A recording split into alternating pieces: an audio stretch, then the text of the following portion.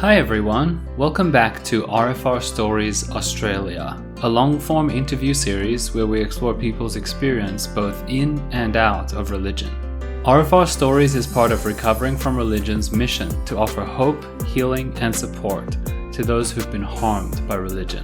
In this podcast series, we occasionally touch on highly sensitive topics, so listener discretion is advised. Also, any opinions or views expressed on the podcast are those of individuals and do not necessarily reflect the viewpoint of recovering from religion in general.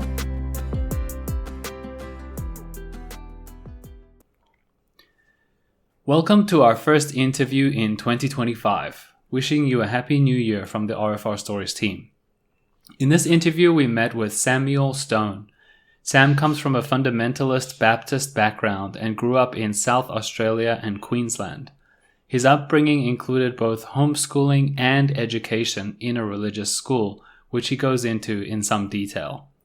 Sam also shares details of a unique story that he has to tell about the so-called right way that God wants us to play music and how that caused conflict between him and his religion. Note that this interview was very casual in structure and we meander quite a lot along the way, especially at the end. So by all means, please plug in your earphones, get some housework done, and enjoy the journey with us. Thanks for joining us. Okay, hello everyone, and wishing you all a warm welcome back to Recovering from Religion Stories Australia. My name is Sean, I'm your host for today's episode, and I'm joined by Jonathan, who will be co-hosting with me. How are you, Jonathan? Good and good. I'm glad we have the air conditioner here. It's about 40 degrees outside and it will be the whole week in Perth. And we are joined today by Sam Stone from Brisbane. How are you, Sam? I'm pretty good, thanks. How are you guys going? Great. Glad that I'm in the air conditioning. I've got a fan on me, so I don't have aircon in here, but that's okay. It's not too bad yet. Oh, that's good. So, as per the previous episodes, we are very excited to dive into your story. This will be a long-form interview where we'll be opening up and hearing about Sam's experience with his religious upbringing. And so I guess we could start with the question, Sam, could you tell us a bit about the religion that you were brought up with, making sure to highlight some of the basic beliefs and principles because some of our audience may not even know much about it? Yeah. So I grew up the Fundamentalist Baptist. Well, they called themselves Independent Baptists. I'm not really sure what the distinction is between Independent Baptists, Southern Baptists, and all of that sort of stuff. Um, but all I know is in my denomination, they basically were Bible literalists. Only held to the King James Version. Everything in the Bible was 100% correct and literal, like I said. So everything from creation to the acid trip that is Revelations. It's it's all apparently true. Was it And 6 literal creative days? 6 literal creative days. 24-hour Yes. days. Yep. Yep. Yeah. Light plants before light. Somehow. Of course. Yeah. So it was the full creation story. It was it's basically just very fundamentalist, Okay. conservative. Yeah. And Um, the uh, Fundamentalist Baptist is a worldwide organization? yeah. It's definitely well. As far as I know, I think the Independent Baptist movement was it's very American sort of the Bible Belt type thing in America. Sort of, I don't know where it originated, where it came from, or anything like that. All I know is that there are quite a lot of people in that denomination. Sorry, I lost my lighting from my screen. Um, there are quite a few people in that denomination, and we used to have massive conferences, and we'd get a lot of people coming from the States. So that's how I know it is quite big in the States. Mm. Probably bigger than it is here. It just unfortunately it seeped into our country. So yeah, Yeah, yeah, as right. far as I know. So what's like? So you were raised in like the independent Baptists. Oh yeah, yeah. Since I was born, yeah. What It's was it like, sort of being a child? What was your childhood like? so I've well, I come from a really big family, of 11. Um, that's including the parents. Um, Although unfortunately, once six, I have six brothers and I had two sisters. Unfortunately, one of my sisters passed away a couple of years ago from cancer. Um, so now I have one sister. But yeah, so growing up, very big family. It was very encouraged in that denomination to fuck like rabbits and Yep. have Have as us. many kids as you want, kind of thing. But so that's kind of I'm the sixth one, and then there's three below me. So yeah, we were well into they had been religious since their early 20s. So since they had my first brother, they were already heavily involved and soaked up in it all. So it had been my entire life, my entire childhood. Yeah. Um, I think there's a second part to that question. What was that? Oh, just like what was it like? So you're in a big family. What's like your early memories as like a little kid of like the religion? How did you experience it? Like sort of at the beginning. Oh, look, as a kid, it's not the religion itself. As a kid, you don't really know.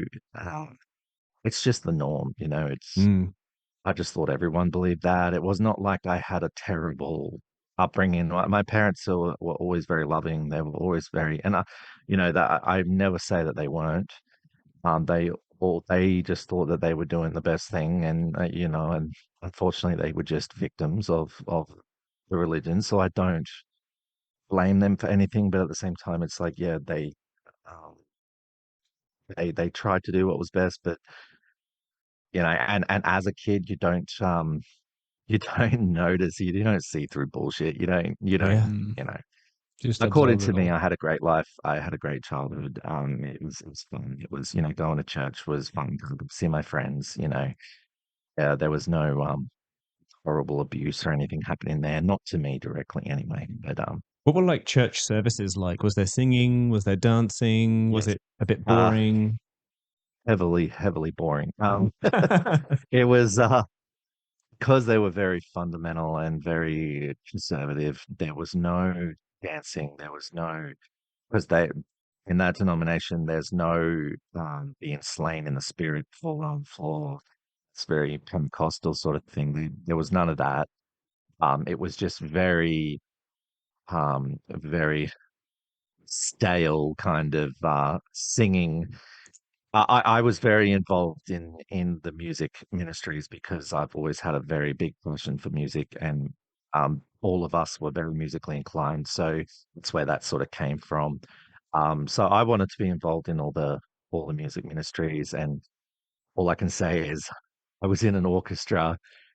There were no drums because apparently drums summon demons. There Funnily was enough, that was a thing for my religion too. Oh Drums were yeah, yeah. not allowed. I think it's a drums pretty Not not. allowed. You common were thing. big upright piano, maybe some. Upright piano, yep. Yeah, yeah, that's So the allowed. upright, yeah, But we had drums, the no. upright piano. You were terrible. No drums, no. No. Oh, can't go there, no. All Um, right. my oldest brother is a pianist, and he actually played for quite a few years. He played the main piano for the congregation services. And then I joined the orchestra. Both my sisters were in there too. One played the violin, one played the clarinet. And then I was allowed to join with a classical guitar because I wasn't allowed to have steel string. The steel string was demonic as well. Electric guitars were demonic. Um, so I was only allowed to play the nylon string classical guitar. Of Oh, course, I wasn't allowed to strum oh, what? because No strumming was strumming, demonic as well. only plucking. Only plucking, classical style. Um, so when I say the music was fucking boring, it was pretty fucking boring. Yep, yep. No So drums, just plucking. Yeah. So And then the choir, I was in the choir as well. I was a bass singer. And the choir had some pretty good harmonies going, but boring, boring, very boring. The songs were just dry and just lifeless. And then they had a lot of groups that would come up and sing, special items where you'd have, maybe a couple of people, couple of women, couple of men kind of singing in parts. And that was very, very stale as well. Yeah. Hands to the side, you couldn't express any kind of emotion because you're not singing to anybody and you're in front of. You were singing to God, and you had to be very prim and proper and hands by the side, and no swaying, no moving, Yeah. just singing Was that did blandly that and like plainly. did that like extend to like the talking as well, like the sermons? Were they also kind of like super like prim and proper and very like No, uptight or no, it was the opposite. Oh, When it came to actual sermons, they would be yelling and screaming and crying and all sorts of shit. But wow. when it came to when it came to singing, no emotion is allowed to be shown at Yeah. all. It was all very just. I don't know. I really don't know where they got any of this from. I don't Yeah. know where they got any of that mindset from. Because they'd always gone about how you had to strive for excellence in everything you did, and I would bring it up all the time to our choir leader, our orchestra leader.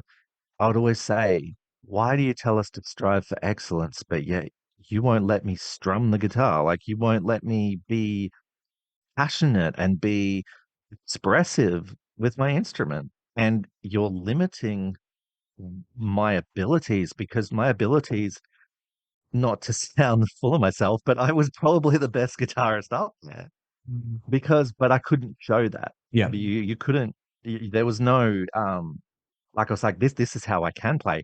And the thing is, during orchestral practice runs that we usually did a practice run on a Saturday or something, the choir would do practice and everything.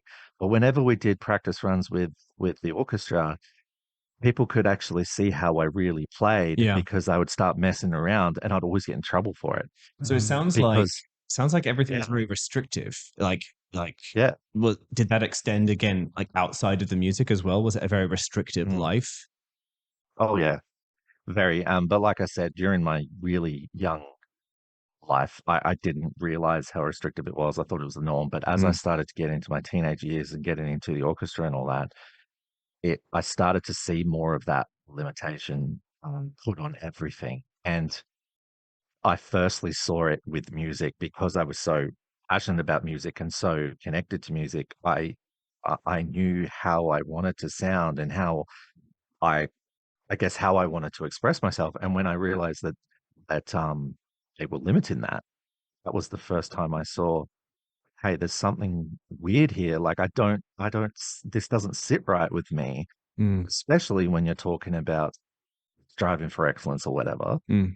That doesn't correlate with what you're telling me. And that was the first time I really questioned any of the limitations. But then I slowly started to see it spilling over into everything, like not just the music ministries, but going to youth group and not being able to do or say certain things or just be always being like like you were always committing thought crimes or something. Like it was you can't think that way. You can't even, say this or do this. And it was just like it's hard to pinpoint specific things, but it just kept coming up. It was something that just bugged me for a long time.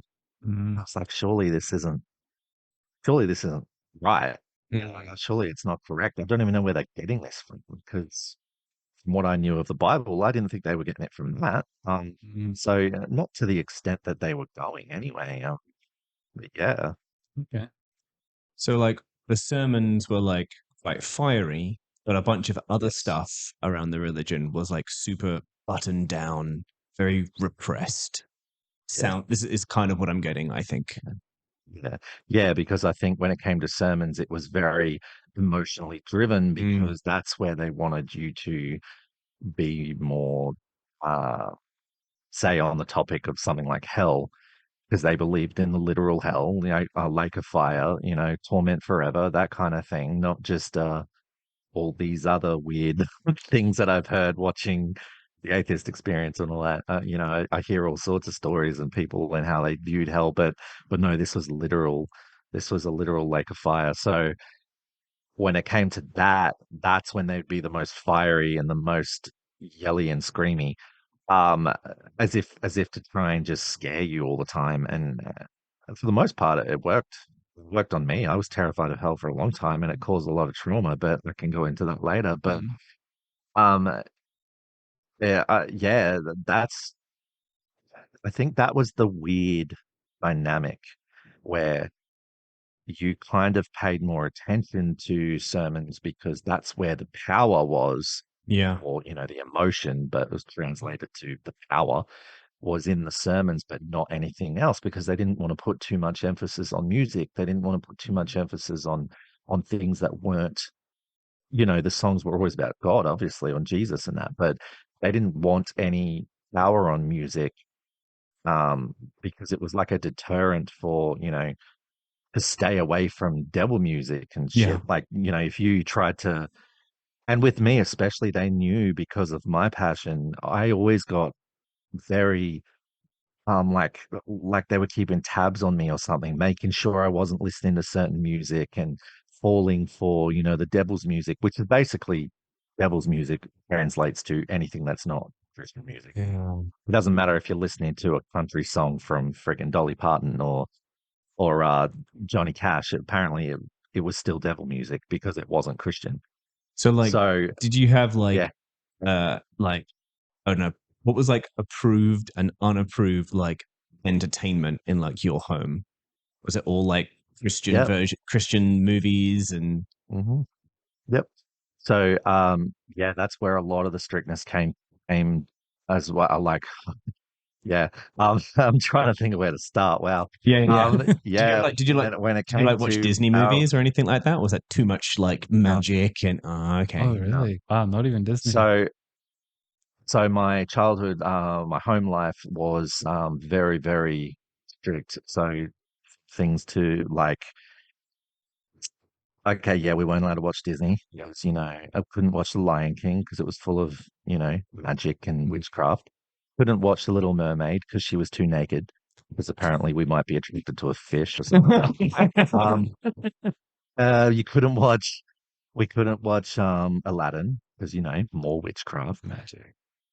Absolutely ridiculous. The only things we were allowed to watch were old 50s comedies, black and white comedies. Oh Um, my. Comedians like Jerry Lewis, Dean Martin. Mind you, I love Jerry Lewis. Yeah. Absolutely loved him. I was devastated when he died. Yeah. But I used to watch him all the time, thought he was hilarious. But things like that, we were only allowed to watch things like Laurel and Hardy and Abbott and Costello and the Three Stooges and all these really old 50s comedies. Most of them were not even in color. Um, so that's the sort of stuff we were allowed to watch. There were some exceptions with recent, I guess, animations that were coming out, Toy Story being one of them. Yeah, that That seems was pretty an safe. exception. Yeah, that was very, very mild. There's another one called Monsters Inc. Oh yeah. Um, yeah, my dad actually loved that one, which I found surprising because I knew it. I thought he would definitely find something wrong with that, but surprisingly he didn't. And from things like that to not being allowed to be shirtless in the pool. My sisters had to wear ankle long dresses and like full t-shirts in the Yep. pool. Wow. I wasn't even allowed to wear a It singlet. wow. The boys weren't even allowed to wear singlets. That's really interesting that it like the Yeah. whole modesty thing applied to the boys as Oh, well. You don't see the that as purity often. culture was running rampant. Yeah. And the whole purity culture that was one of my talking points, actually, was the whole purity culture. It was out of hand. And that led to many other things that I was going to talk about as well. Yep. When it came to me going through puberty and being sexually confused and a lot of stuff like that. So we can touch on that later if you want. But yeah, no, home life was extremely strict. So that definitely spilled over to our home life. And then when you went to church, it was basically just the same thing, probably even more amplified. Wow. Thing is, I also when I reached high school, I went to high school there because the church itself ran the high school. Um, Oh, Wait, so so I just want to it was clarify on the church something, Sam. premises. I just want to clarify Yep. something. I recall from our initial chat, were you homeschooled in primary school? Yes. Yeah. Yes. So maybe So I was can we talk homeschooled about right that up before we until, get to high school? So tell us a bit about being homeschooled. Or was it a religious education? Yeah. oh yeah. So the curriculum was called ACE. It was called Australian Christian Education. It very fundamentalist curriculum. It was full of comics and stuff that had like these characters that were over the top religious characters who, would quote the Bible to each other all day and go to church and, live totally unrealistic lives that they depicted in these comics. And you had to memorize, there were scripture verses at the end of every test. Even in the actual tests, you had to memorize at least two, I think it was at least two verses, and you had to write them. So it would say at the end, um, Isaiah 45 something, and you had to know what it was yeah, yeah. and write it word for word in that thing to pass the test. If you didn't do that, sometimes they would fail you just for not getting the verse right. Not Wow. not anything in the test related to education. It was the verse. It was if you didn't get the verse right, that was like a big points off. So Um, was that yeah. like folded in with like the other subjects, like, maths and Yep. history and English? They'd just be like, and also, what's Isaiah 45 verse 4 say? Yeah. What was that, son? So like, at the end of like a maths test, would there be like scriptural stuff built into that as well? Was it like kind of built into all of the different subjects? Or did you not actually? Yes. Yeah. Yeah. No. So each uh booklet, they called them paces. So each pace would have a number on it, like the younger you were, the lower the number was. But you get into high school, the numbers would go up to like 1127, 1220, and it was like a numbered system. Yep. Um, I had a lot of issues in school, so I was always a few grades behind. But yeah, that's another story as well. But in they would have math, your normal math, you know, uh, they went all the way up to algebra, trigonometry, everything like that. And then you had English, you had science. Yeah. Yeah. Um, we all know what that means. Absolutely. And yeah, it was not fucking science. Oh yeah. Um, it was tragically bad, and Monkey I'm science. very surprised the government let them actually be a curriculum. I think they had a lot of issues with the government trying to shut them down, but Yeah. because science was not science. Yeah. And then they had one called social studies. And then Which they had one presumably a lot called more word. religion sneaks into as well. Yeah, Yeah. it's social studies from the lens of religion, basically. That was it. Yeah. And then there was one called word building, um, Ah, which was very correlated to English, but it was a little bit more, I guess the English subject was more about grammar.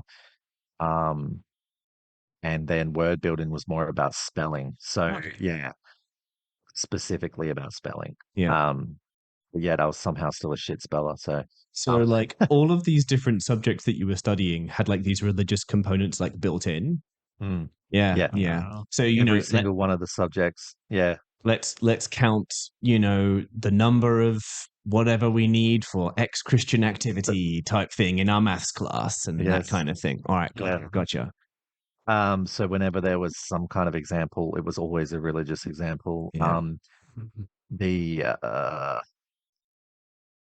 I never trusted anything I read in the science books because even back then, I just knew it wasn't science. I knew it was Mhm. very biased, and I just didn't know what was actually science and what wasn't. It was a very weird topic for me, and I was really bad at it too because like I just had no interest in any of the subjects. I was very had no passion for anything like that. I was very flat and neutral. Right. That's why I did really bad in school. But then that was the curriculum I did at homeschool. And then when we went to high school, it was the exact same curriculum. So Oh no.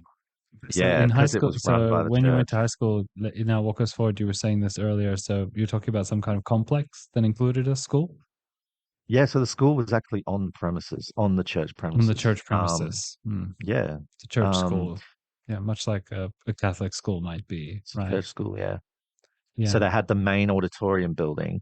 They had buildings coming off of that that were like school administration and stuff, and classrooms where they would do Sunday school classes in, where they actually had several different Sunday schools for several different age groups.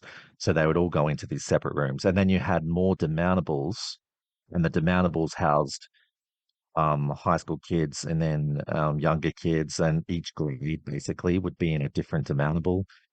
Um, so So yeah, so like all the way up to high school, you're homeschooling.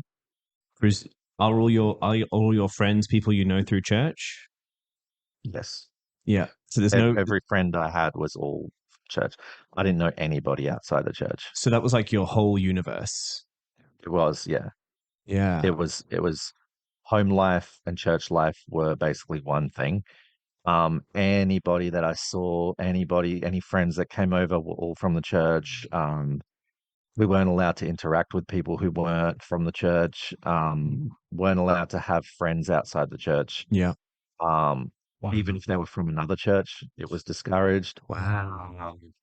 It was all very like this closed off community. Hmm. Almost, it just very, honestly, the only word I can think of is cult. Yeah, Yeah, it very was, insular. I Yeah. still refer to it as a cult. And I Mm-hmm. think it still is. That church is still there. Yep. It's still going. Mm. My sister still goes there, unfortunately. Um, and that's still the same. That's still a cult. They're still as bad as they were back then. Yeah. So, uh, it's really sad that she's still stuck there. Yeah, but Just to give, can I ask a question about that high school so that I can have an yeah, idea of scope? Was that the only one in Brisbane, or were there multiple high schools like that? I think there were a few. Um, Okay. I, multiple. I think most of that it was very heavily or it came from the US. So I think a lot of that because that curriculum was US and they had only just started to convert a lot of the cases into Australian things. Like in one of the subjects, you would learn about currency, and it was all in American currency. So they That, had to change it all yeah. to Australian currency, and different words in English were spelt differently in America. So a lot of the paces were Americanized, American. because I think that's where it all came from. They're all being So imported over here. Yeah. yeah, yeah, and it was all sort of spilling over to here really slowly. But at the time, I honestly don't know if there were any more. Mm. I was told there were, that we weren't the only ones, but that was probably just to make us feel less alienated from, And you state didn't schools and really, stuff. in one way or another, you didn't really interact with. There weren't like these other like congregations elsewhere that you interacted with or anything that you know of. Congregations, as in like from other denominations, or Oh, well, like, so there weren't like other independent Baptist, like, churches that you were like connected with and that you interacted with. no, the only one that we did interact with was one my uncle started because my uncle is pastor and he still is, unfortunately.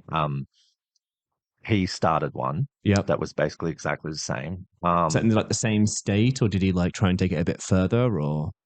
No, it was the same state. Yeah, yeah. It wasn't actually that far from us. It was out at Redcliffe, I think. Yeah, it Okay. was Redcliffe. So not really. I don't know if you guys are really familiar with Brisbane. No, Not really. okay. Much. Got to remember you're not in Brisbane. Yeah. And I'm so used to talking to Americans on RfR, so I'm like, I always start going on about somewhere, and they'll be like, You "What are you know where that talking about?" is? Yeah. Yeah.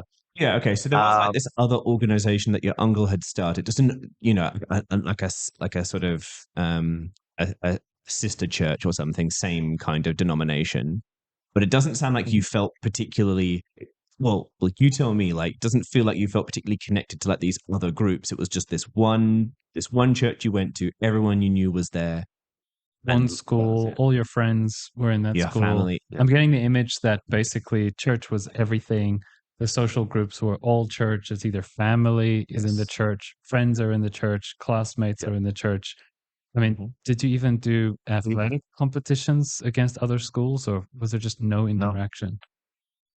no, there was no like I was going to just quickly add on, even our freaking mechanics were mechanics. They were from the church. Our Yeah. carpenters, our sparkies, whatever, Wow. they were all people from the church who had their own businesses. That's Yeah. Yes. who we went to. So like super Anyway, self-reliant, super yeah, self-contained. Whenever possible, you only interacted, even in business dealings, with people from the same even in church. business. Wow. Yep. Yeah, yeah. Okay. So can I Um, ask then, like, was it a huge moment for you the first time you had a conversation with a non-member of the church? it was weird. It was always very weird. And out somewhere, maybe in a public place like a shopping center or Macca's or something, and talking to anybody else was very strange for me. It took me a long time to get any kind of, I guess, what's the word?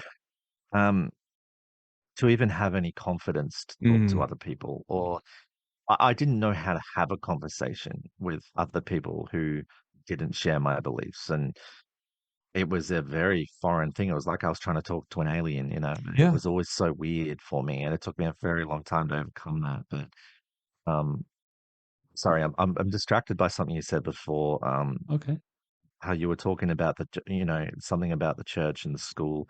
I was going to say that even um, so you were asking, did we do sports or whatever, and did we compete and all Yeah. that sort of Athletics against other schools, maybe. well, athletics against it. We didn't even have Oh, we didn't okay. have physical education.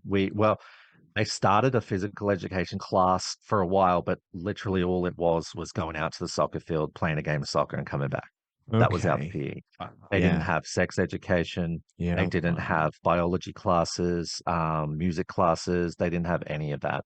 Yeah. It was very strictly those books that Yeah. we had to do. Once you had completed a certain amount of pages per day, you had to write it on your chart to say that I did pages 11 to 15. Um, and then you get a little star saying that you had completed that. And then it would get checked over by the teachers to make sure you had actually filled in everything and scored everything properly. Because you would score it yourself as well. So after you had answered everything, you would then go into this table in the middle of the classroom. There was a table that had all the test, um, all the The like they were answers. basically Yeah. more places, but they were filled in Oh, okay. with the correct answers. Yeah. So you had to then go over to that table, check your answers to the correct answers, tick them off, and then cross the ones you get wrong, and then you had to go back to your desk, correct the ones that were wrong, go back and then recheck it. So then the teachers would check that you'd have done all of that. And that was basically all you did. You'd get like two 15-minute breaks or a 15-minute break and a lunch break during the 6 hours. And that was it. That was all you did. That sounds like And then, super hands off from like the staff. mm, Sounds like they were just sort of kind of getting you to again just do these like homeschooling like books and such. They weren't like basically, "Hmm, they weren't very involved in actually like if you wanted them to help you with math problems or whatever, yeah, they like one of my teachers, one of my high school teachers, she was actually a mathematician, like yeah, a genuine mathematician. So she was very good at math. yeah, So that was her main thing. So she couldn't really help you with many other subjects because she didn't know much about anything else. So yeah, you'd say, "Hey, I have a math problem." She would actually help you figure it out.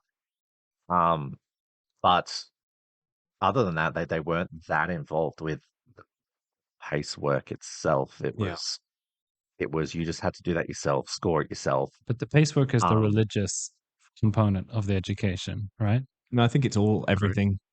Paces of the books. Paces. Oh yeah, sorry. Paces are the actual books. Okay. So they're only. Oh, this is perfect. Go on. Oh, you have one. About this. Oh no, no, this isn't one. Trust Uh, me, I do not want to go into yeah, any of that. fair. But this is one of my art books. But Yeah, that's basically what they look like. That's yeah, how thick they are. That's how big they are. yeah, That's pretty much exactly it. So you had about 6 or 7 of these, all different subjects, all categorized into numbers. yep, You had to complete that entire thing, and then they would give you the next number, yeah. and then you would have to complete that. And basically, that's how you would step up. That's how you would progress into the next grade of wow.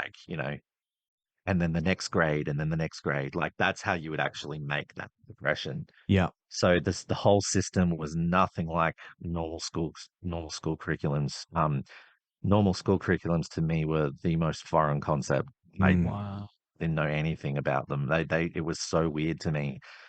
And you'd hear kids when I did get the opportunity to talk to kids who went to normal schools, they would talk about their grades and how their grades worked and how they did. I got to do this in biology class and I got to dissect a frog and all this. I'm like, what are you talking about? Like, we didn't have any of that.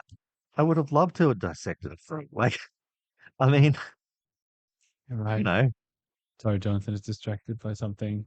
I'm just gonna that's right. take a timestamp here.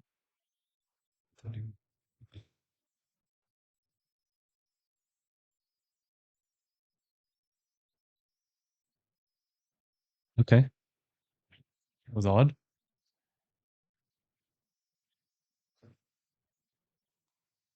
Okay. Apologies for that. We'll note down what time that Yeah, was. I got no. Okay. We can that little bit out. So, before we move on to your teenagehood, I just sort of want to reflect back what I'm hearing. So, your schooling was extremely different from Mm, what many Australian kids receive as part of their schooling. Firstly, it sounds like it was an awful lot of self-directed learning where yeah. teachers would supervise you or like help you to answer questions, but really you were doing the work yourself. I mean, most of us, when we went to school, we would spend at least a solid portion of the time listening to the teacher teach us something and then do exercises. Did you still have that? Like teachers would stand up and give a lecture about something and then you do an exercise, or was it really heavily self directed? Mainly just self-directed. There wasn't really any. The principal of the school, he was ex-military and he was very he would come in every now and then and give little, I guess you could call them lectures where he would just talk to us. It was usually some stuff about, how to be a real man and all this bullshit. Mm. Right. And, Yeah. it just Okay. reinforced in typical gender stereotypes and, ex-military douchebag sort of thing. Um, but that's all I really remember in terms of actual conversations outside of being your head stuck in those books. Wow. That's a really It hard was, way for yeah, kids to learn. Like that's like it is. it's there's a reason why we have this system whereby like someone will stand up and be like, all right, let me explain to you this maths problem. Let's Mm. go through it together.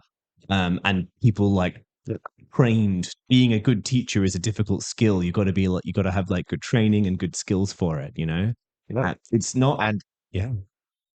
that was one of the biggest problems was the way I learned was not that. Yeah. And Mhm. that's why I struggled so much. Yeah. And I had a lot of learning difficulties that were not recognized because the system was one specific thing and that was applied to everybody.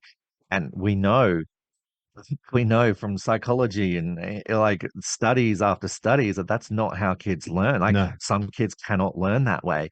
But they didn't care. It was all just about this is important because it's our doctrine and this is how you're going to learn it, whether you like it or not. And with me struggling so much, I was never able to tell my parents, I was never able to tell anybody that I couldn't learn that way. I needed to be able to be hands-on, I learned through Through through doing. audio, through Mm, kinesthetic learning, yep. actual hands-on. Mhm. Like that was how I learned stuff. Yep. And having to stick my head in a book, that Mhm. was just not effective for me. And that's where a lot of my issues ran into. And it got to a point where I was struggling so much and I was so far behind But when I was in grade 10, their version of grade 10, I was actually in grade like doing grade 7 work or doing grade 8 work. Yeah. I was that far behind, and it was embarrassing because everybody knew you were because of those numbers Yeah. on the books. The whole Everybody knew if I was in grade 10 and my book said book 1025, you would get completely ridiculed because you're Yeah. doing baby's work. Yeah. And you're like, oh, why are you so far behind? Why are you only doing a 10? Why are you only up to 1025? Like, what the hell? Like, and you couldn't hide it. Like, I would always try and hide my books in amongst other things so that people couldn't see those numbers. Yeah. And it was just humiliating. Especially math. Math was one of the subjects I was the furthest behind in. They would be giving me kiddie work, and I'm a teenager sitting there doing multiplications because I didn't know how to fucking do multiplications. Yeah. And then you'd Because no get one my had other taught friends. you. I had one of my best friend at the time. He was ridiculously smart, way ahead of like he was way ahead of where he should have been. He was doing grade 12 stuff in grade 10.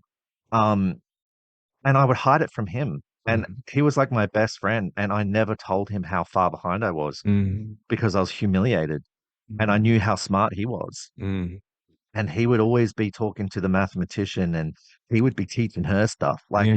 it was ridiculous. And yeah, so that because of all of that, I told my parents, like, I have to get out. I have to get out of school. Can you let me just work, go into the workforce because I can't do this anymore? And they knew how far behind I was and they knew how embarrassing it was for me. So at least they did recognize that. And they let me leave after year 10. And I went into the workforce and I got started a certificate 3 in warehouse and distribution. And that's where I got out straight away. But the company was owned by religious group. The company, Ah. the warehouse, get this, it was the it was the warehouse that distributed the school curriculum. I ended Oh. up working No in the way. actual warehouse of the school curriculum, No way. and Was that like a I had coincidence, to or was that like a package. thing that like your parents were like, well, if you're gonna work, you have to go Yeah, again work for the it- religion in some way? yep, Yeah. Okay. that's exactly right. Yeah, Yeah. that was like the stipulation was the arrangement was okay. Yeah, if you are going to leave, then you need to be doing something for God. So Yeah. we knew about that company obviously because that was our curriculum. So and they had a warehouse there in I was going to say where, but you guys wouldn't know where. But it was actually only about 10 minutes from where we lived.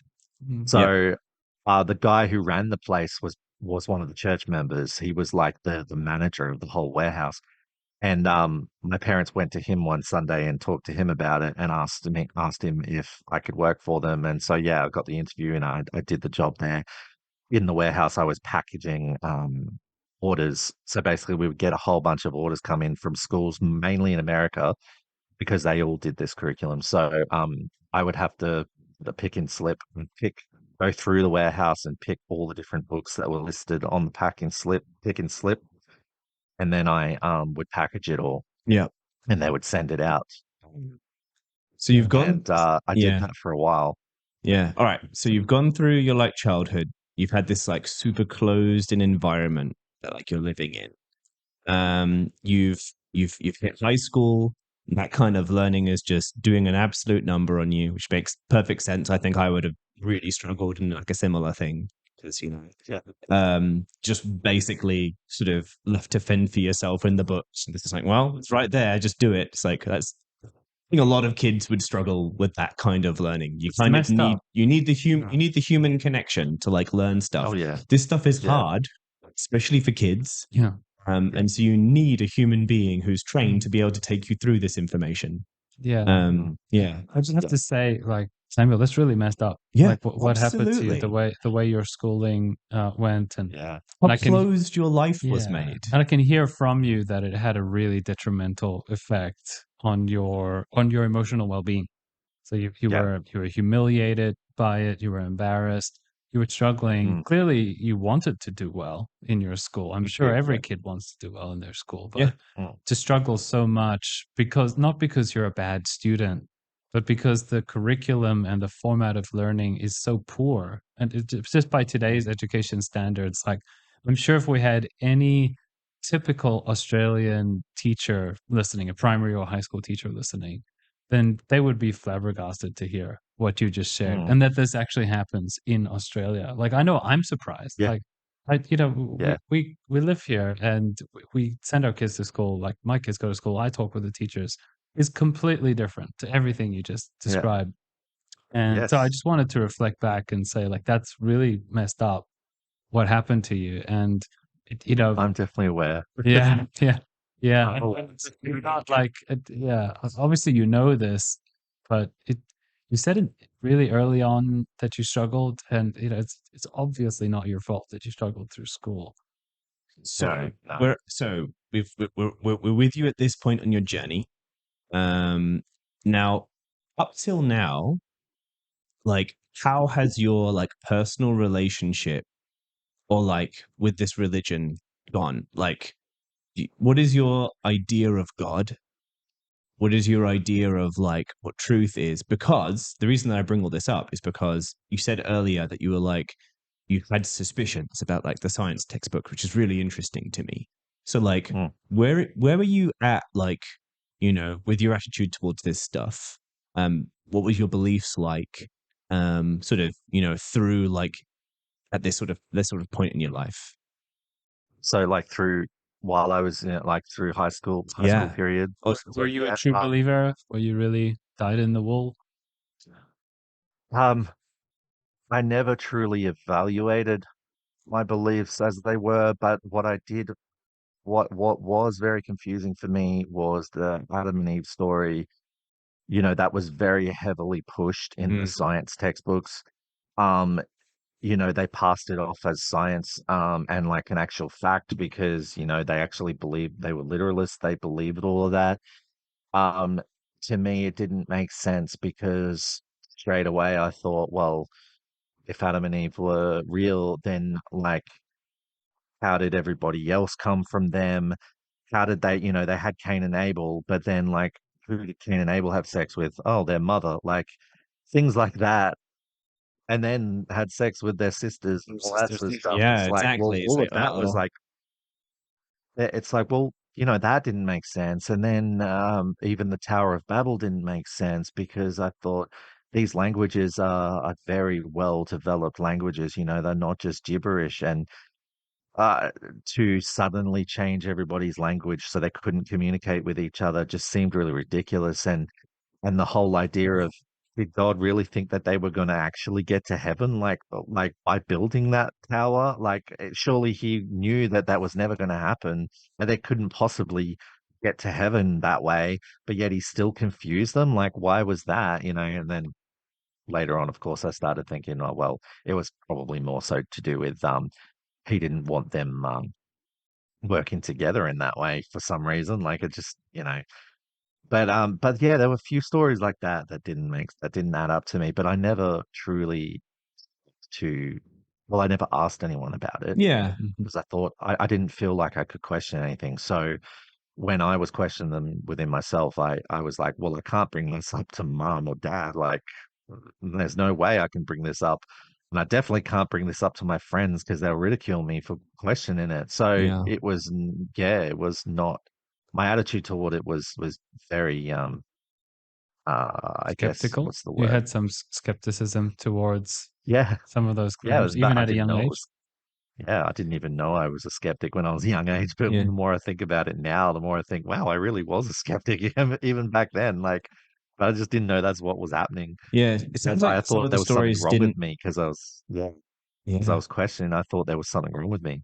So, um, Sounds like yeah, sounds like so some of that the kind stories of came didn't up. add up, but at the same time, like what I'm getting, like the vibe I'm getting is like, you didn't really have any alternative. Like this was this was like, No, yeah, this was your universe, and there's no one you can really talk to about this. Is like what the yeah. impression I'm getting.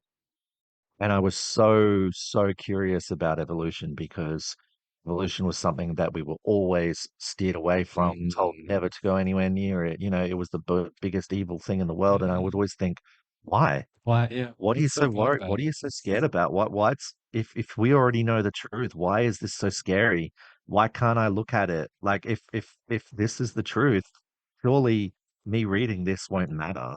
I'll know that it's not real, you Mm. know? Like so it was stuff like that. I became so curious about evolution and I just could not have any access to it. Um, I would sometimes go to the library, because our dad would take us to the library every now and then, but we were only allowed specific books, and they were Hmm. usually religious books, but or comic books that were really tame. But I would always go to the science section, Yeah.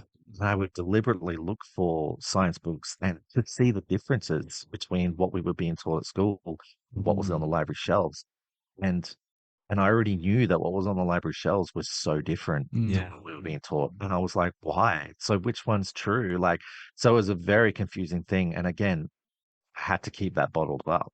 I Yeah. had to just be like, no, I need to stop looking at these things because, I can't make sense of it in my head. And it did my head in too much. And Sounds I like you just were kept sounds like you were like a curious kid with all these questions and like no very, one you could ask them of. no, Um, no, my parents never knew how curious I was. They had no idea what was going on in my yeah. head, but that's what was going on in my head. And if they ever watch this, they'll know They'll now know. that that's Yeah. what was, that they didn't know a lot of what I was thinking when I was a kid. And Yeah. Yeah, the right. library trips were always a way for me to try and suss out stuff that I was told to stay away from. Okay. And even looking at the evolution books, I didn't understand anything I was reading because, I wasn't Yeah. academically minded person. I was not set up for that Yeah. kind of because of the education I had didn't equip me for being able to understand those books. But yet at the same time, I would look at the pictures and be like, what does this picture mean? Why is this whale? There's a picture of a whale and there's all these pictures above it look like kind of like whales. And then they go into a different looking animal. And it's like, what does that mean? Like, but I couldn't understand the actual text explaining what it meant. And I'd be like, it was so interesting. But at the same time, I felt guilty for Yeah. reading it. It was just like, am I doing something wrong by reading this? Like, it was so that led to me, like, when I finally left. I'm jumping ahead, but I'll That's go fine. back. But when I did finally leave all of that behind, I dove straight into that, like Yeah. head first To into evolution. evolution, and Yeah. I couldn't get enough, and it was just like more, more, more, more, Yeah. and I felt so good, and I felt so like this light bulb moment Mhm. every 5 minutes was just like going off, and it was like endorphins galore, Yeah. You're like Yeah. I was like, this makes so much sense. Like, I can't believe how much sense this makes. Yeah, it was Mhm. ridiculous. It was insane. The rush I got from learning stuff. It gave me goosebumps, Yeah. and trying to explain all of that to my parents even today is like I Mhm. wish I could get that across to them Yeah. and make them see just how amazing that journey was and how yet they still think I'm lost. And it's like, you Yeah. have no idea. You have no idea about any of this stuff because you will not look at it. Yeah. Yeah, I'm skipping too far No, no, ahead. no, no. Like let's get to it. So you're in There was, you're at your sorry, working. there was another story Oh yeah, yeah. Yeah. even before that church that I was just talking about. There was another church that I wanted to talk about, Oh Okay. yeah, go for which it. was a previous one. All right, go for it. So there's this other church. When was that other church? Is this like, prior to This you one leaving was high school and starting the workplace? okay. So I probably should mention, I was born in McLaren Vale, South Australia, so I haven't always lived in Queensland. We moved to Queensland when think I was about 12. Yep. So I was homeschooled all the way through my childhood in South Australia, and then I was homeschooled a little bit when we moved here, and then went straight into the high school. Gotcha. But so when we first got here, we went to this other church. It was based in Redcliffe, which is the place I mentioned before, but don't worry. Um, um, There might be people listening from Brisbane. They'll know what you're They'll talking know. about. yeah. Thankfully, this church doesn't exist anymore, Yep. so it shouldn't. So my parents wanted to move here because they were on this big search for perfect church, Gotcha. basically Oh. somewhere they could settle down. and raise all of us. And they they heard about this church. I'm not going to name it because I don't want to give them any kind of undeserved fame. Um, but they settled on this church. They were like, we heard about such and such church in Queensland. We want to go there. It sounds like an amazing place. Blah blah. And that was our main church for quite a few years. Mm-hmm. Um, Now the problem was, I'm trying to look for my notes on this because I had. So that church, we were very close. We were like a very much a tight knit community there as well. It was a very similar situation to what I was saying before, how it was all enclosed community kind of Insular. thing. They didn't have a school, Right. All the kids that went there were just homeschooled. Mm-hmm.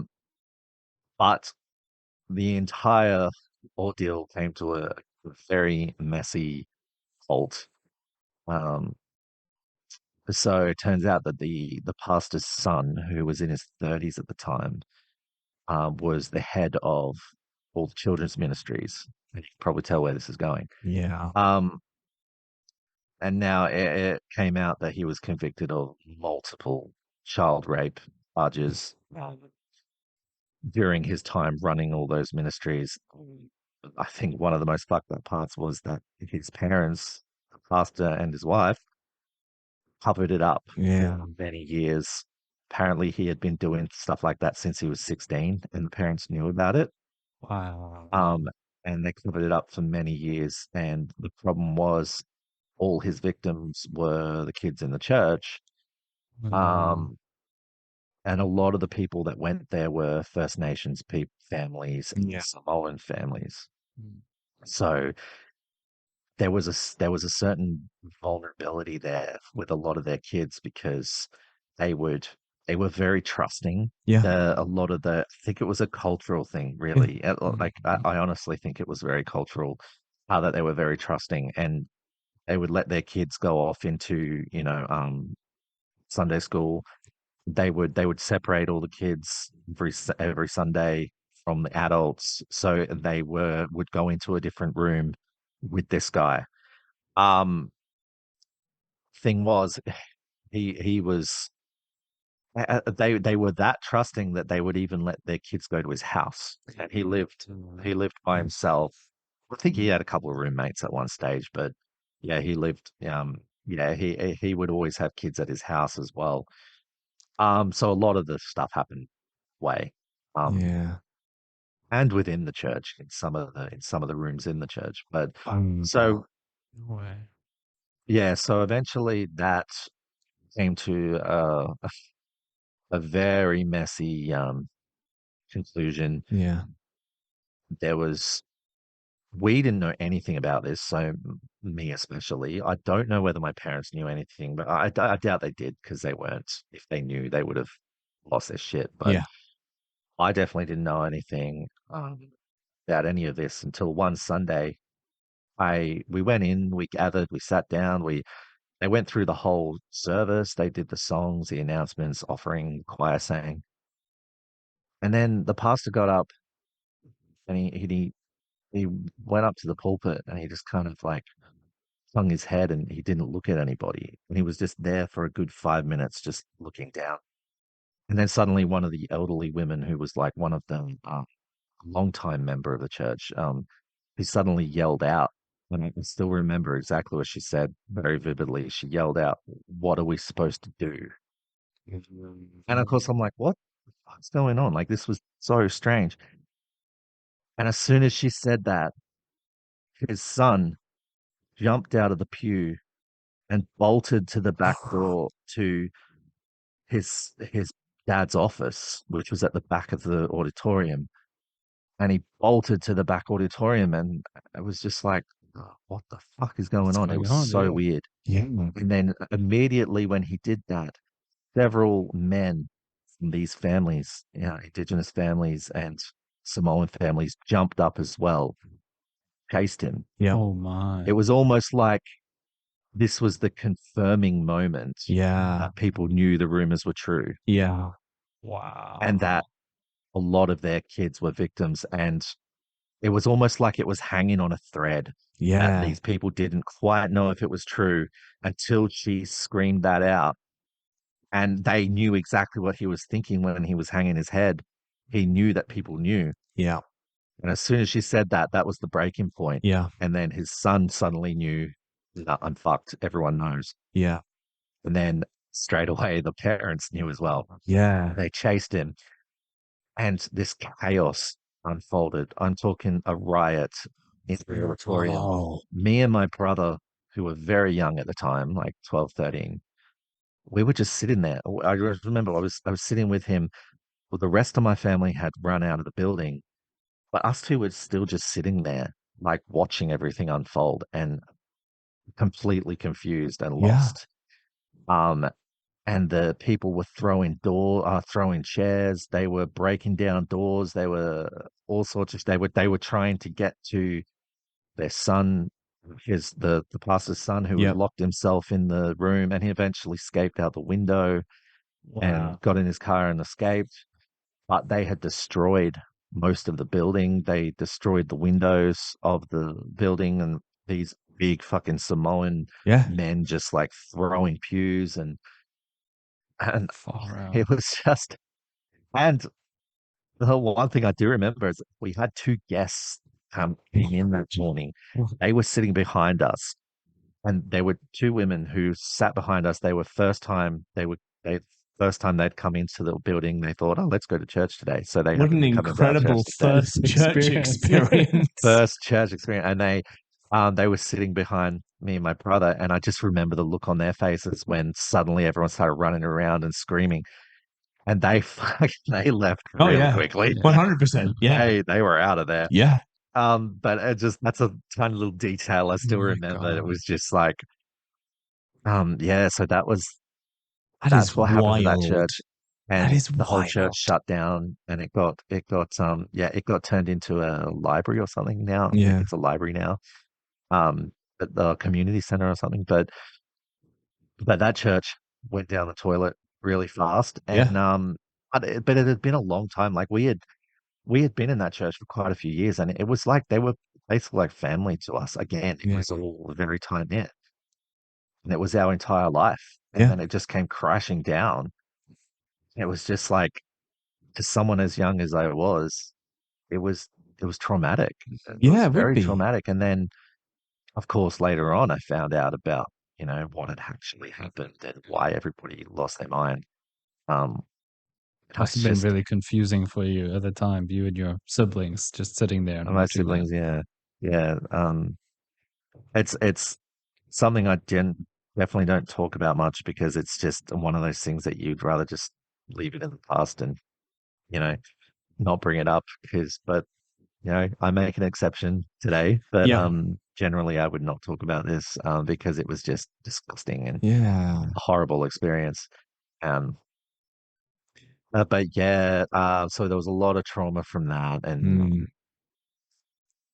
and yeah, I don't know what you want to know next, but I've Well, got so I was much. just But gonna reflect back and say, like, it keeps sadly, going. yeah. Yeah. I was just gonna say, sadly, I mean, one of our previous interviews, the one just before you, was Chrissy Foster from a Catholic background, and she's well Mm, known for her work in the, um, well, she was sort of part of the driving force behind the Royal Commission into institutional responses to child sexual abuse.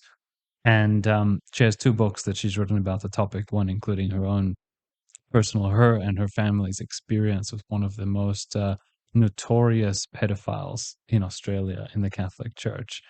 And mm, so when reading her book, it really opened my eyes to the scale of child sexual assault in mm, in religious organizations. And of mm, course, due to the nature of it, one of the great difficulties here is everyone just keeps turning away from it. Mm. yeah. Everyone just keeps hush, hush, Yeah. cover up. This never happened. Um, and it's really important. I mean, obviously, if you're young and you're not able to handle that topic, it's too difficult for you, then obviously that makes sense. But for those of us who have the compassion and the maturity to face up to this topic, it is important to discuss it. Yeah. Because otherwise the victims are truly left alone without support. And I think what you said, like how trusting religious communities are, right? Like Yeah. that's the thing that plays into like these like predators' hands. They'll find a Yeah. religious community, and the religious community is so trusting and so close knit because it's the scary, dangerous people are outside. Of Yep. course, Yeah. Yeah. those are the people you need to be on guard Yeah. from. The non-religious people, the dangerous All people. the heathens are outside. All the heathens are outside. Isn't that so profound? In here, we're safe. Yeah. It's the Yeah. same principle for domestic violence. I was reading an article the other day by someone who was a detective in domestic violence in Australia, who was a cop for 16 years or something. And the police have the same problem. It's like they're so busy trying to protect people from the bad guys out there somewhere, the real crimes. Yeah. Right. And instead, what's actually true is that most people are a danger from the people nearest to them. Yeah. And we know that with churches, as you just pointed out. Okay, so Well, even like with child predators, it's always people that you know. Family, It's usually the case an uncle, where it's actually someone you know. pastor. It's someone within that already is associated with you in some way. Like it's not some random, Yeah, exactly. So that happened when you were like kind of young, sort of like Yeah, 12, 13, like 14. 13, 14 around there. Yeah. Yep, 13, 14. Yeah, so your parents, so that would have been like, as you said, super confusing. And then presumably your parents took you to that other church, the built-in high school. Is that what happened Yeah. next? Yeah, that sort of came after that. Yeah. Um, Thing that I wanted to mention though um with what made me really question religious I guess ideology is that guy you would think he'd spend the rest of his life in prison, but what happened was his parents paid his bail the first time he went to jail, Right. and he was only sentenced to about, I think he was sentenced to like 10 years or something. He Right. got out after about 2 or 3 years. No way. And that's not even the worst part. Um, he got married to a woman who she still fucking married him. Yeah. She knew all of this, but she still married him. They now have 3 or 4 kids. So he's got his own kids now. Mm-hmm. And he is a member of my uncle's church. Oh my God. It's just So life just goes on for him. because what happened there Wow. was, my parents hate that. Oh, This yeah, isn't yeah. something good about my parents. They hate the fact that this guy is involved in the church, that they think he should fuck off and go back to prison. Yeah. But my uncle, because of their indoctrination, it was all about, oh, but God's forgiven him because Yeah. he apologized to God and it's all good now. So Yeah. that's also why that woman married him. She had kids with him because apparently God changed him. So that was something that really got to me as well. It was just like, is this doctrine just fucked up? Yeah. What does this mean? You're Like that was seeing, very confusing you were for me. like seeing the flaws. You were like seeing like, Yeah. and yeah, you were seeing like how shaky some of this stuff was built. Yeah. So that's like, Yeah. was that feeding into like some doubts kind of thing? Oh, definitely. Yeah. Yeah. There Okay. were so many seeds along the way that Yeah. eventually it all grew. But those seeds was stuff like that. Questions I had during school as well, and those were the things that definitely grew into something. Um, but Okay. again, it was something I bottled up. I didn't question. I didn't ask my parents about it. How they could possibly, how my uncle could possibly let him into his church, and Yeah. um, he would. I think this one time I seem to remember I went to his church because my cousins were all there, obviously. And we went there when he first started out, and I saw him there, Mm. and he was sitting there with his wife and his 3 kids, 3 boys. Boys were the only ones that he would go after as Yeah. well. Um, and I remember just thinking, what is that? Surely that's not the same guy. And then sure enough, it was the same guy. And then Yeah. that's when I was just like, I don't understand this. This doesn't make sense. And then eventually I did say something to my parents, and my parents were like, "Oh, yeah, God's forgiven him apparently," but they didn't believe that. And I was like, "Well, I'm glad they didn't believe that." Yeah, yeah. They were a bit They, wise to it. Okay, cool. yeah, they were actually, yeah, definitely wise to that. Um, and for this actually, I wanted to mention this guy only because it actually leads into something else Mm. later on. Um, which I can go into now if you Okay. want, Go for or it. if you want Yeah. to go somewhere Actually, no, else. I was just going to suggest. So we've touched on education, and we've touched on some of these earlier experiences that were um, eroding the foundations of your belief, as it were. Is there anything else about your teenagehood that you want to discuss before we move on to sort of, you know, 20s, More recent. etc.? Yeah. Yeah. Um,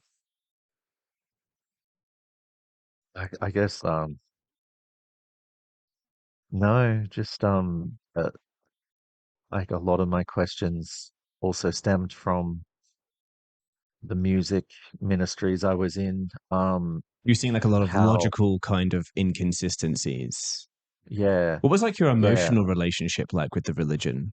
Did you have like any like guilt? Did you like sort of struggle with any like sort of like the emotional kind of connection with religion, like you know, feeling guilty for having doubts or like, you know, trying to sort of pray to God or that kind of thing? Or was it mostly like a Mm. logical kind of, Logical, mostly logical. Emotionally, I think the only one of the only things I felt emotional about was only because they drilled it into you so much was the fact that it was, or the fact that it was my fault that Jesus had to be tortured and killed. Um, that was something that they would always try and drill into you emotionally that, you're a sick puppy and he had yeah, to come and fix you. Mm, And look what he had to go through because of you. yeah. yeah, So, and that in itself is just morally bankrupt Mhm. concept, what I'm trying to say. Um, yeah, so, but that definitely hit me in the feels was yeah. they made us watch I don't know if you know that movie The Passion of the Christ. I'm aware of it. I actually haven't seen And it, but I'm aware of it. Yeah. Like when really that came out, Brutal, isn't they it? made gory, us to Yeah. brutal. watch Yeah. that. Yeah. Yeah. Mm, um and that made me feel bad. That was what it was supposed to do. It was Yeah. supposed to make you feel bad. So on an emotional level, I think that's the kind of thing that I felt emotional about. And just my connection to music. I thought music was only powerful because of God and Yeah. and how they all think, the only reason you feel goosebumps and all of that, or I learned recently, apparently they call them God bumps. I had never heard that God, before, but till recently, I'm like, okay. Hilarious. So I guess you could say God bumps. And I thought that was all directly because, he was moving through you and making you feel that way during church services and stuff. And um, that went away really quickly when I looked more into psychology, Yeah. Yeah. and the psychology of music and all that, and how we are connected to music. So, yeah, that was definitely an emotional thing for me. Were you Yeah, like afraid of hell? Were you like afraid of yeah, what where your doubts might lead you, kind of thing?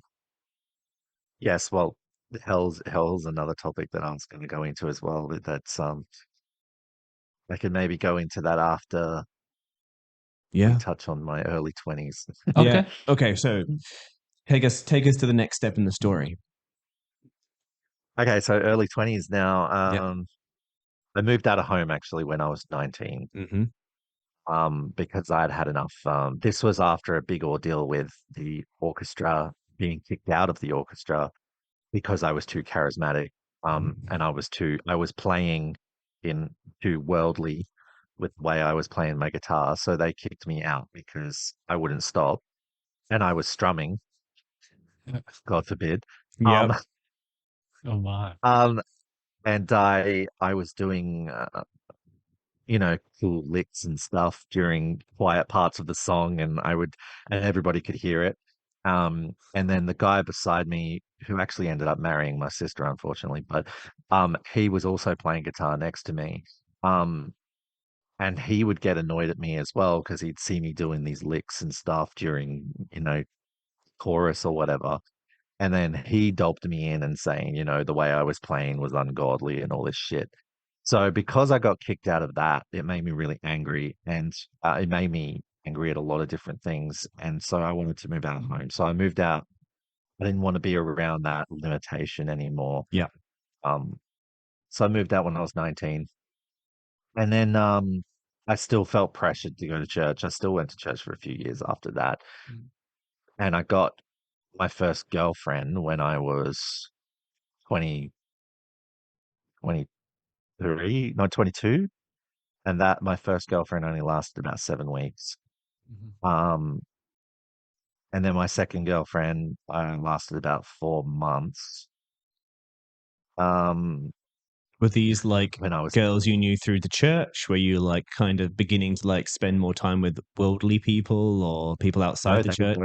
were both secular. Both secular. All right, Neither of cool. them, yeah, neither So of them you were were hitting a bit of a religious. rebellious phase, maybe, kind of thing? Yeah, oh, definitely, especially when I started listening to Keith Urban. Oh, Um, man.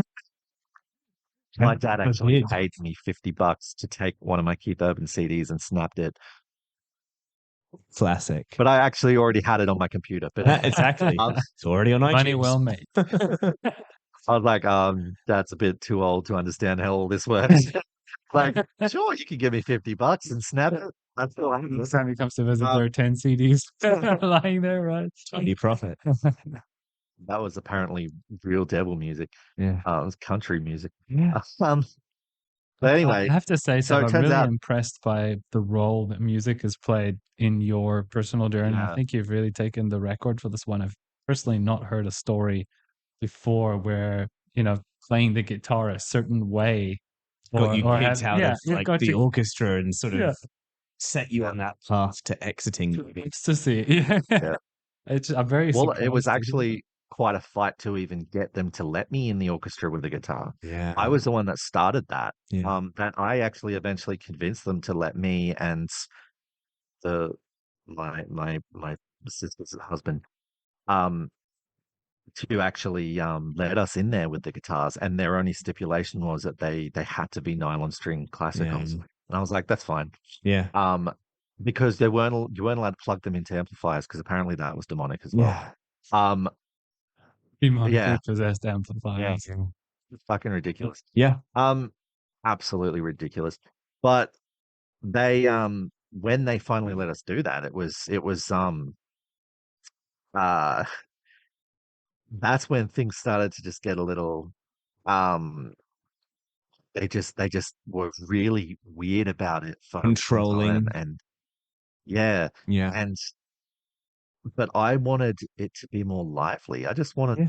the music to sound more lively because it was piano based with violins and a brass section, and that was it. No drums, no real rhythmic section. It was Yeah. all legato style Yeah. playing. And because I had been learning so much on guitar and advancing and actually getting better, and I had a guitar teacher who would be teaching me all these secular songs, Mm, I was getting a lot better. I was not limited to playing hymns all the time. Yeah. And that's all the other people could do was play hymns. They never expanded beyond that Yeah. and never drove themselves to play better and learn more. But and I was the only one that did that because my passion for music just ran so much deeper than anybody else's. And I didn't care if it was wrong, Yeah. if they were telling me it was wrong, but I just didn't even care because I loved it so much and I was enjoying it so much, learning more songs and getting better and being able to shred and no one else could. It's like a real I loved footloose that. story. This is like fantastic. Yeah, and I loved it. And I was just like, I need to get some more rhythm into Yeah. this orchestra, and I really wanted to be the one that starts doing that. Yeah. And yeah, it got And me kicked out. yeah, So that's incredible. So you're on this path now. You've had like 2 secular girlfriends so far. moved out. You've Yeah. moved out. You're still maybe going a bit to church a little bit kind of thing? Yeah, a little bit. And then my second girlfriend actually started getting curious about religion and she wanted to go to this other church. And because I had been going to church at the time, I was kind of like, oh, okay, yeah, we can go check it out. And then she started getting really religious Yeah. right toward the end of, she started falling for it all right toward the end of our relationship. Until one day we were we were at a shopping center, a big Westfield shopping center, and she caught me checking out the behind of a man, and and I had no choice but to tell her I was attracted to men. Yeah. So Yeah. she made a massive scene, screaming and crying in the middle of the food court. She ran to the taxi rank and hailed a taxi and screaming and carrying on. The security guard actually kicked us out of the shopping center. Just the whole big fucking deal. And so there, broke up with her that day. Wasn't planning on it, but broke up with her. And then it was actually really therapeutic for Yeah. me telling her, because once she caught me checking the guy out, because he walked past as we were sitting eating. Yeah. So I didn't even notice that I had fully Yeah. just like completely, like not even like subtly, and I didn't even notice. And she noticed, and she was like, "What was that?" It was like, "Why'd you do that? Why?" And she just interrogated the crap out of me Yeah. until I finally just creamed and said I thought it was hot. Yeah. So, How and how aware of you were how aware of sexual attractive your sexual attraction to men were you at this point? Was this a thing that you knew or you were trying to not think about? Were you suppressing it in yourself or yes. Yeah, so that was one of the things that was heavily suppressed ever since I went through puberty. So puberty hit me at about 12 or 13, Yep. and I knew straight away I was attracted to other guys. Everybody I was attracted to, hormones running crazy at that time. I wanted to fuck everything that moved, Oh yeah. and it was always just other guys. Yeah. I was never attracted to women, Yeah. and because I thought that I was meant to be. Of course, that was something I held really close to my own. Like that did not get out at all. And I was not ready for that to come out. Because for a long time, I thought that there was something wrong with me and that I was sick or something. Yeah. So there was a very big moment there of just being completely distraught about it, about the fact that I was attracted to men. It was I couldn't let go of any like this horrible guilt that I had, and just yeah. Um, so that was hidden ever since I was a kid, and Yeah. ever since puberty, and then it led to a whole bunch of other sexual like confusions that I just couldn't. We were not taught anything like that. Going through puberty, we weren't taught anything about sex education. We Yeah. weren't taught what was going on with our bodies. Yeah. It was very repressed. Yeah.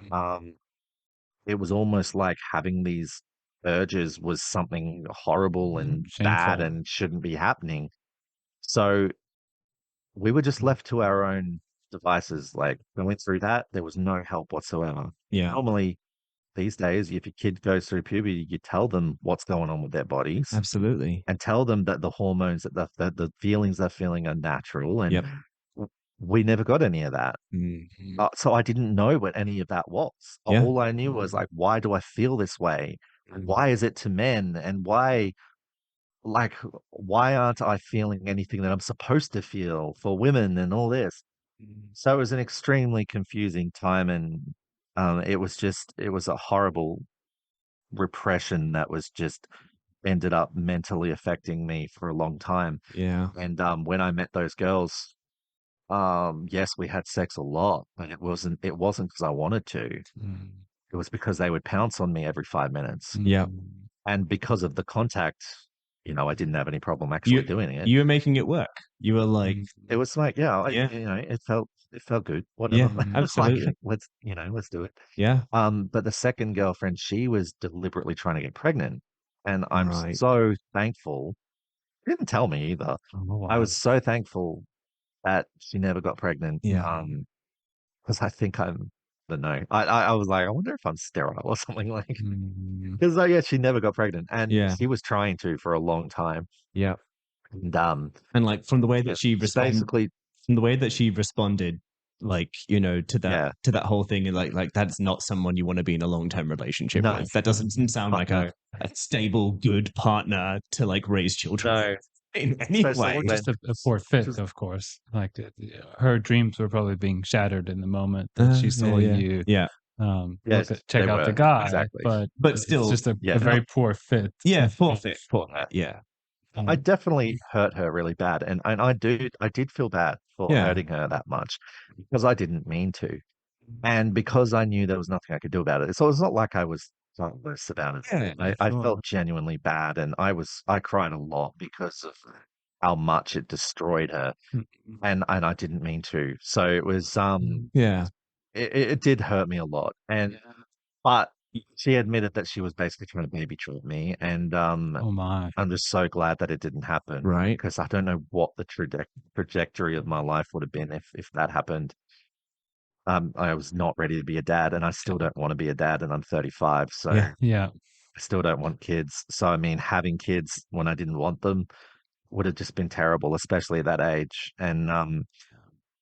Um, and I'm the only one in my family to have reached this age and not had kids. So Yeah. Yeah. yeah, even one of my youngest brothers has got a kid now. So Yeah. but it's just not something I wanted. And so I'm really glad for that. But then after that, if we move on, Mm, after that, after we broke up, then I was finally able to admit to myself who I was. mm, And I went through another whole journey with that, coming out to my parents eventually, although that also wasn't my choice. I got outed. Um, but I met this guy um, on a dating site and I went out with him and we were together for a few months.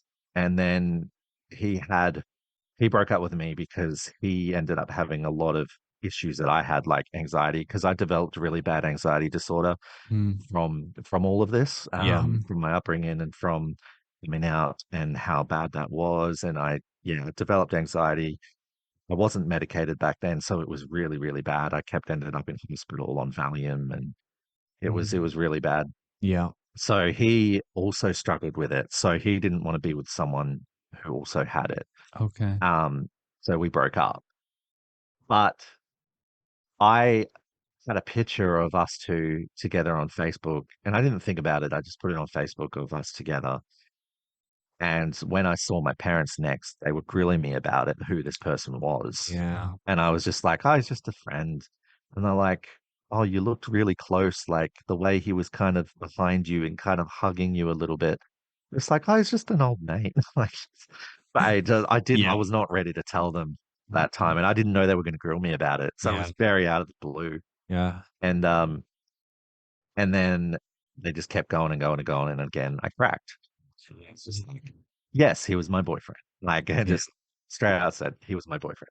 Yeah. And then I just remember my dad smacking me across the head and saying, you know, uh, you're not gay or something like that. Stop being stupid or something like that. And then mum just burst into tears, and it was just this huge, huge like drama of like I just told them I was dying or Yeah. something. Um, and my dad got angry and he was screaming at me. And my dad never, barely ever got, you know, really angry. And but he lost it. Mum's like there wailing and crying, and I was just like, I didn't even want to tell you guys. Like I Mm, didn't come here to tell you this. You just kind of pulled it out of me, and I didn't mean for mm, this to mm, mm. happen. And like it was just it hit too quickly, and I Yeah. wasn't ready for it. And when I left, I there were so many. I lived with this guy because I moved in with this housemate. I should probably mention he's actually played quite a crucial part in helping me read other books and stuff. He was an atheist, and he was actually from the church, believe it or not. Wow. But he was an atheist, and he only came because of the community and the youth group. He just liked coming to the youth group and playing the games. But yeah, he was a full on atheist. That's so So interesting. I ended up, yeah, I ended up moving in with him, and he became like a brother to me, and we Oh, were really close. And so I remember going home after that day, and just like he saw me get out of the car, and he knew straight away that something was wrong, and I just collapsed, and I was just like, I, I was just like, I couldn't believe that how they reacted, Yeah.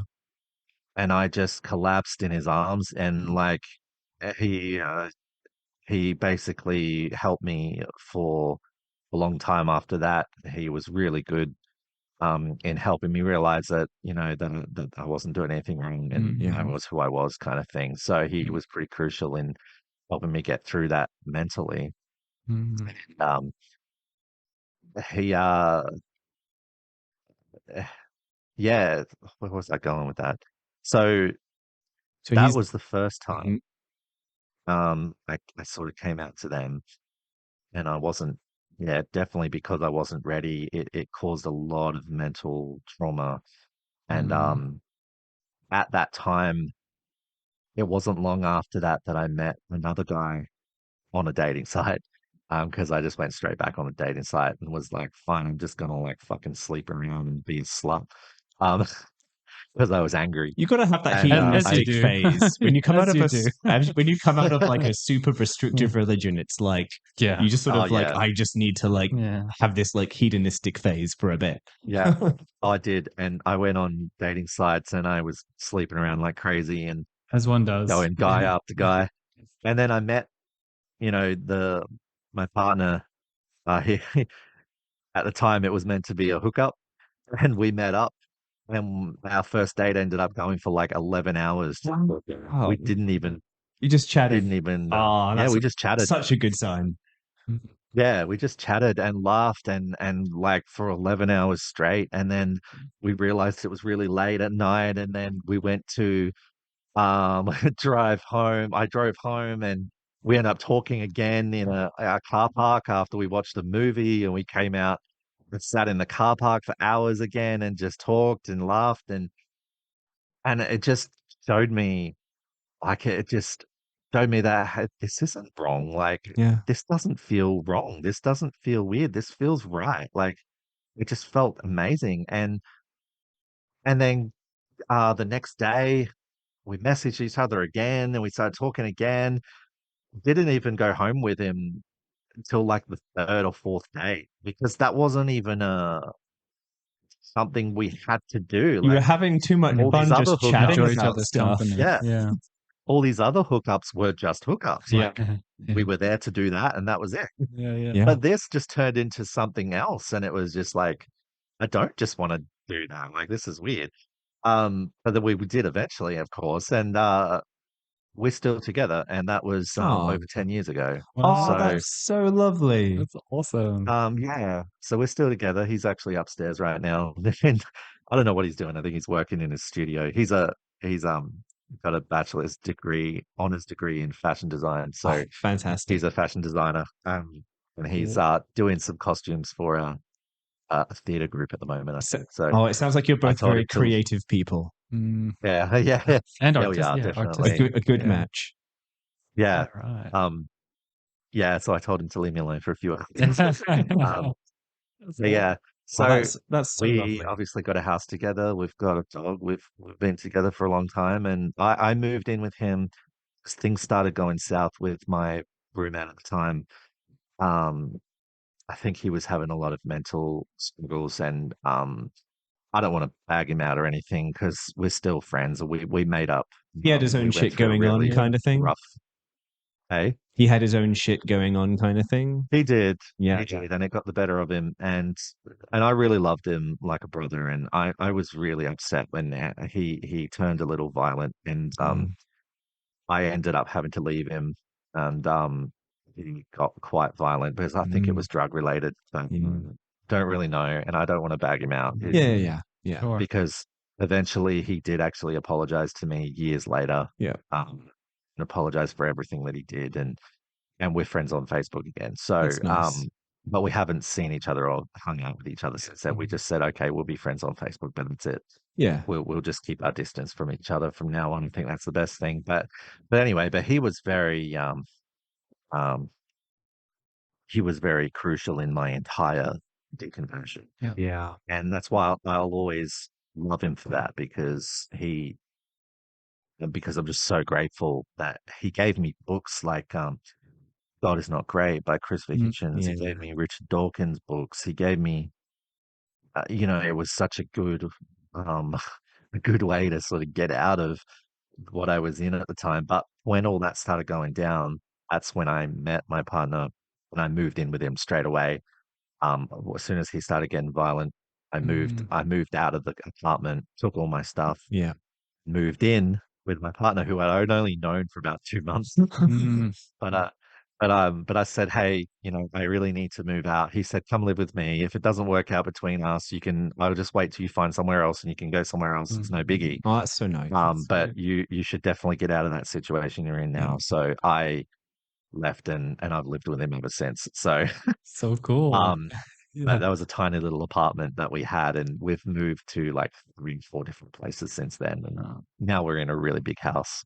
Um, Wow. with extremely high rent and one dog, but Yep. oh well. Yep. We both got good jobs. It's okay. Nice. So yeah. That's incredible. So what But was that? that's What was that? skipping What was that way too much. But yeah. But that's so nice. Like, so what was that deconversion sort of process like for you? Um.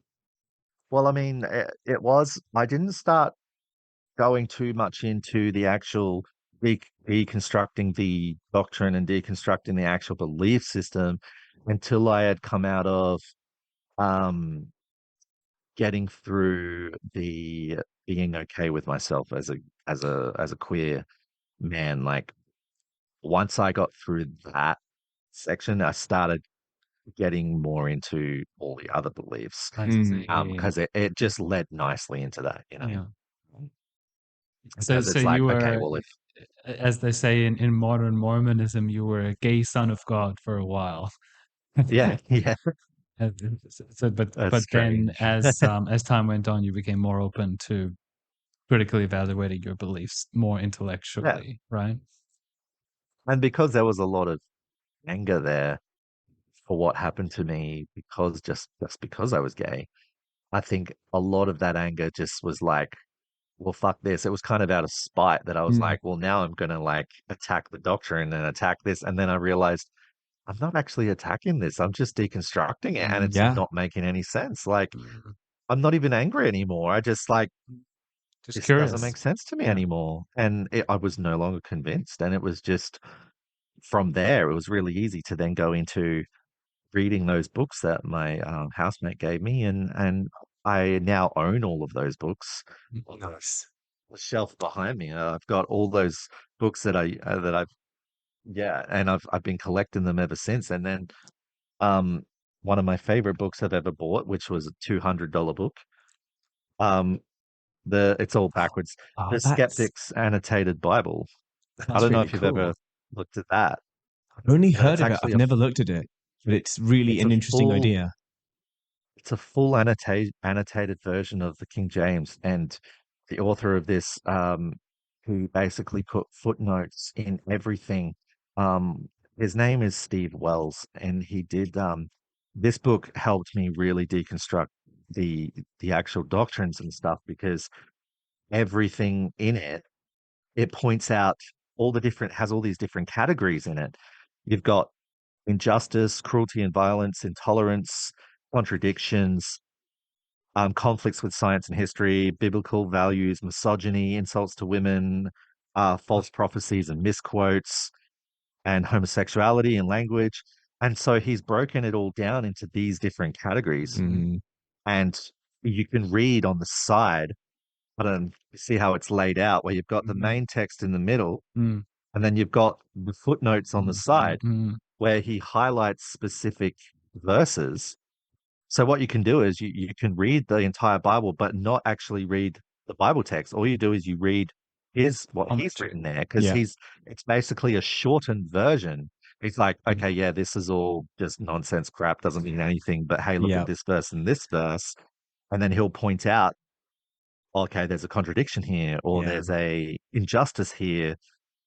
I'm trying to find a good Oh, like in Exodus with the slavery and Yes. Leviticus with like the homosexual in like man laying with man and all that sort of stuff. And then um, I just love how he's got something highlighted and it's like, yeah, there's an injustice here. There's a Yeah. contradiction here. And then he'll point out where the contradiction is. So yeah, very expensive book, but worth every cent. And I think I replaced my Bible with this and that's become my Bible and it's helped me understand it so much better mm, and just be able to fully deconstruct the You whole went thing. And super it's deep then. You mm. like that book is like that's you going pretty deep. That's pretty cool. yeah, Yeah. yeah. And then Now, that's a version of the Bible that I would definitely be willing to read at this Right? point. Yeah.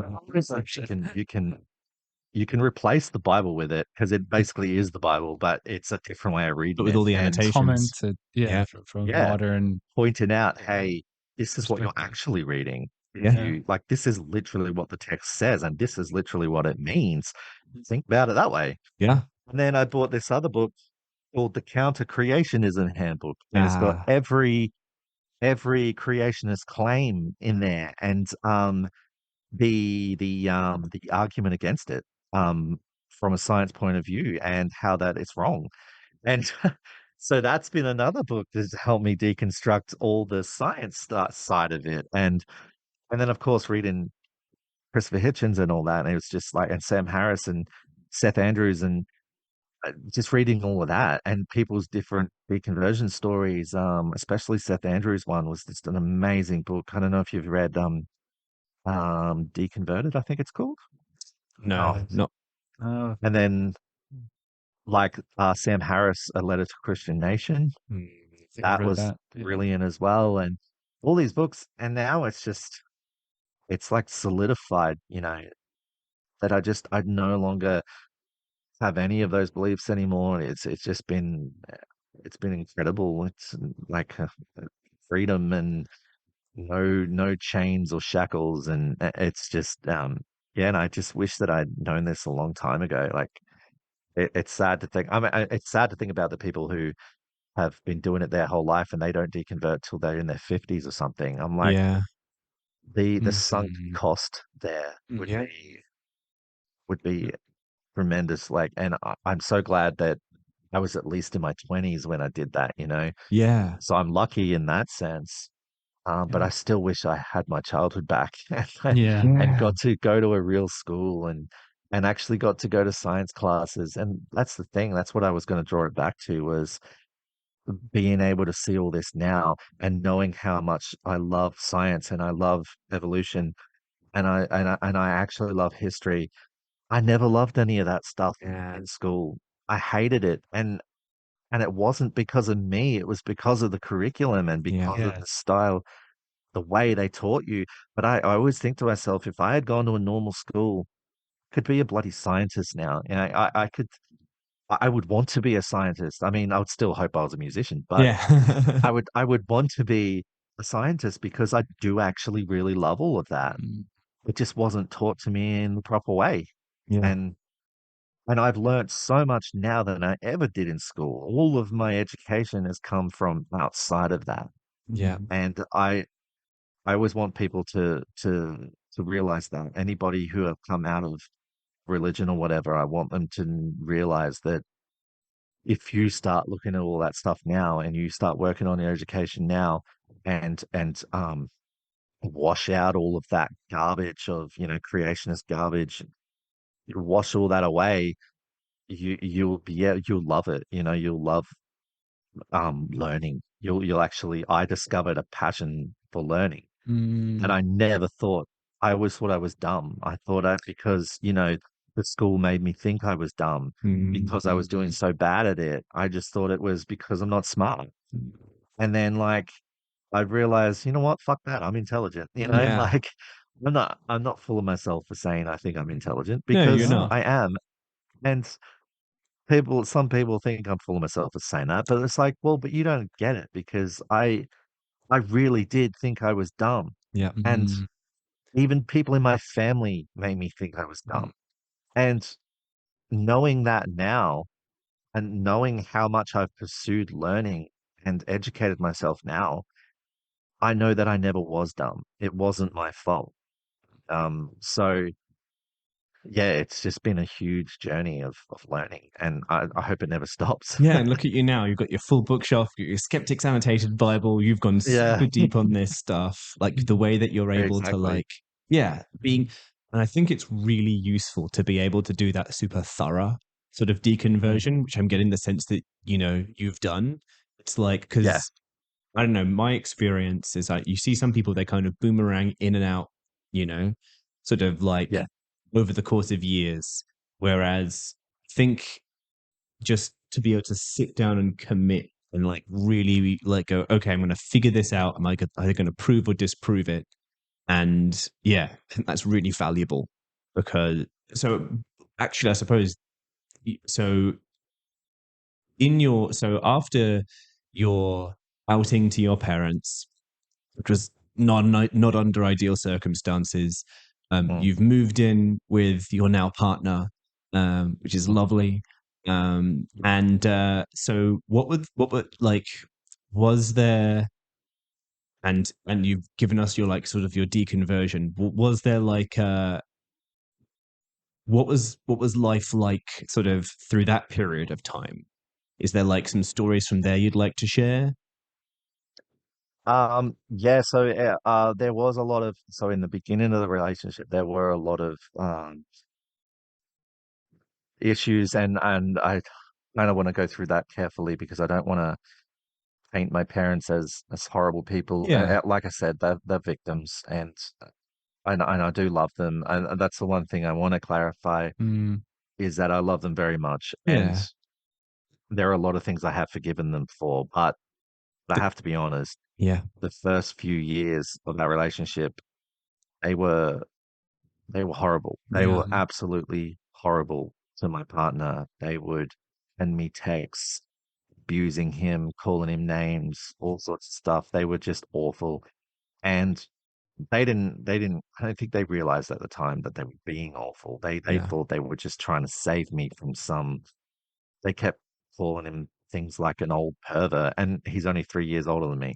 Oh So my I don't God. know why he was a pervert or anything like that, or he was taking advantage of me and all this sort of shit. And so a lot of it was horrible. And like, I think, he had to deal with a lot of that, and I felt bad because he was such an amazing person from this really secular family. He grew up in a secular family his whole life, and he's from a family of 5 kids.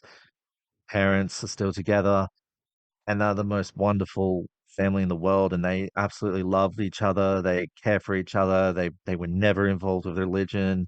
Their parents are the furthest thing from religious you can ever find, and they had this perfectly normal upbringing, and it always kind of makes me a bit envious. Yeah. I mean, it makes me very Mm, envious of his upbringing because yeah, he doesn't realize sometimes how lucky he is that he was raised that way, and he's had to cop so much of what I went through, and because all of this was extremely foreign to him when he met me and he realized what I was going through and how my family were and what my background was, and it was such a weird concept to him, and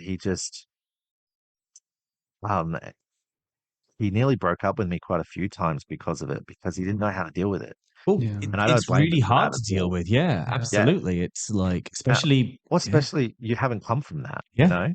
Yeah. And you're walking into it. He was just like, what have I got involved with? You know, yeah, like and to him it was like, should I just ditch this guy? And I wouldn't have blamed him if he did. yeah, Honestly, I wouldn't have. Like yeah, the shit he had to deal with my family. I Mm, can't believe the amount of patience he had and the amount of strength he had to still, because he still loved me. It was mm, like he wanted to help me yeah, rather than just run away from me. Whereas mm, my first boyfriend, as you remember, he left yeah, me because he couldn't deal with the fact that I had all those issues. yeah, But yet this one, for some reason, I don't know where he got the patience or the strength, but I think he had a lot of support from, because he had so much support from his family. Yeah. He was much stronger person than I was mentally. And he's extremely intelligent and extremely what's the word? Well adjusted, you Yeah. know. Yeah. So I think he already had the mental strength to deal with that, but at the same time, he shouldn't have had to. And Yeah. it was awful for someone to go through that, that abuse, and he didn't Mm, deserve that. Like he didn't know why he was getting abused from these people, and yeah. he didn't do anything wrong. And Did things and improve over time? Like, sorry, did things improve over time? between him and my parents, Yeah. no, they still pretty much just Mm, pretend he doesn't exist. So, yeah. to them, he's still, they don't want to talk about him. They don't want to meet him. Um, I do have a little story about how he did meet my dad once, believe it or not. So, but before that, he actually hadn't come out to his family Right. at this point. When he met me, he hadn't even told his parents. Um, and after he met me, he realized that he wanted to tell them. Yeah. And when he came out to them, it was perfectly normal.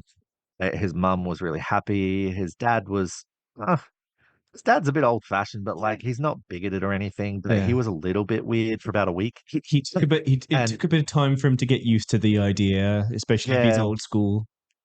yeah, and especially after he met me, he was a little bit like it felt a bit off for him Yeah. because I was another guy.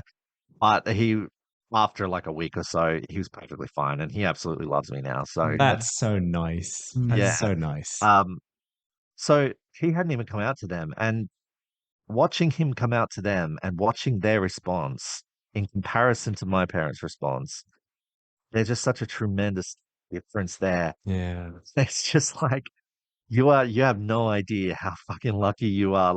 Yeah.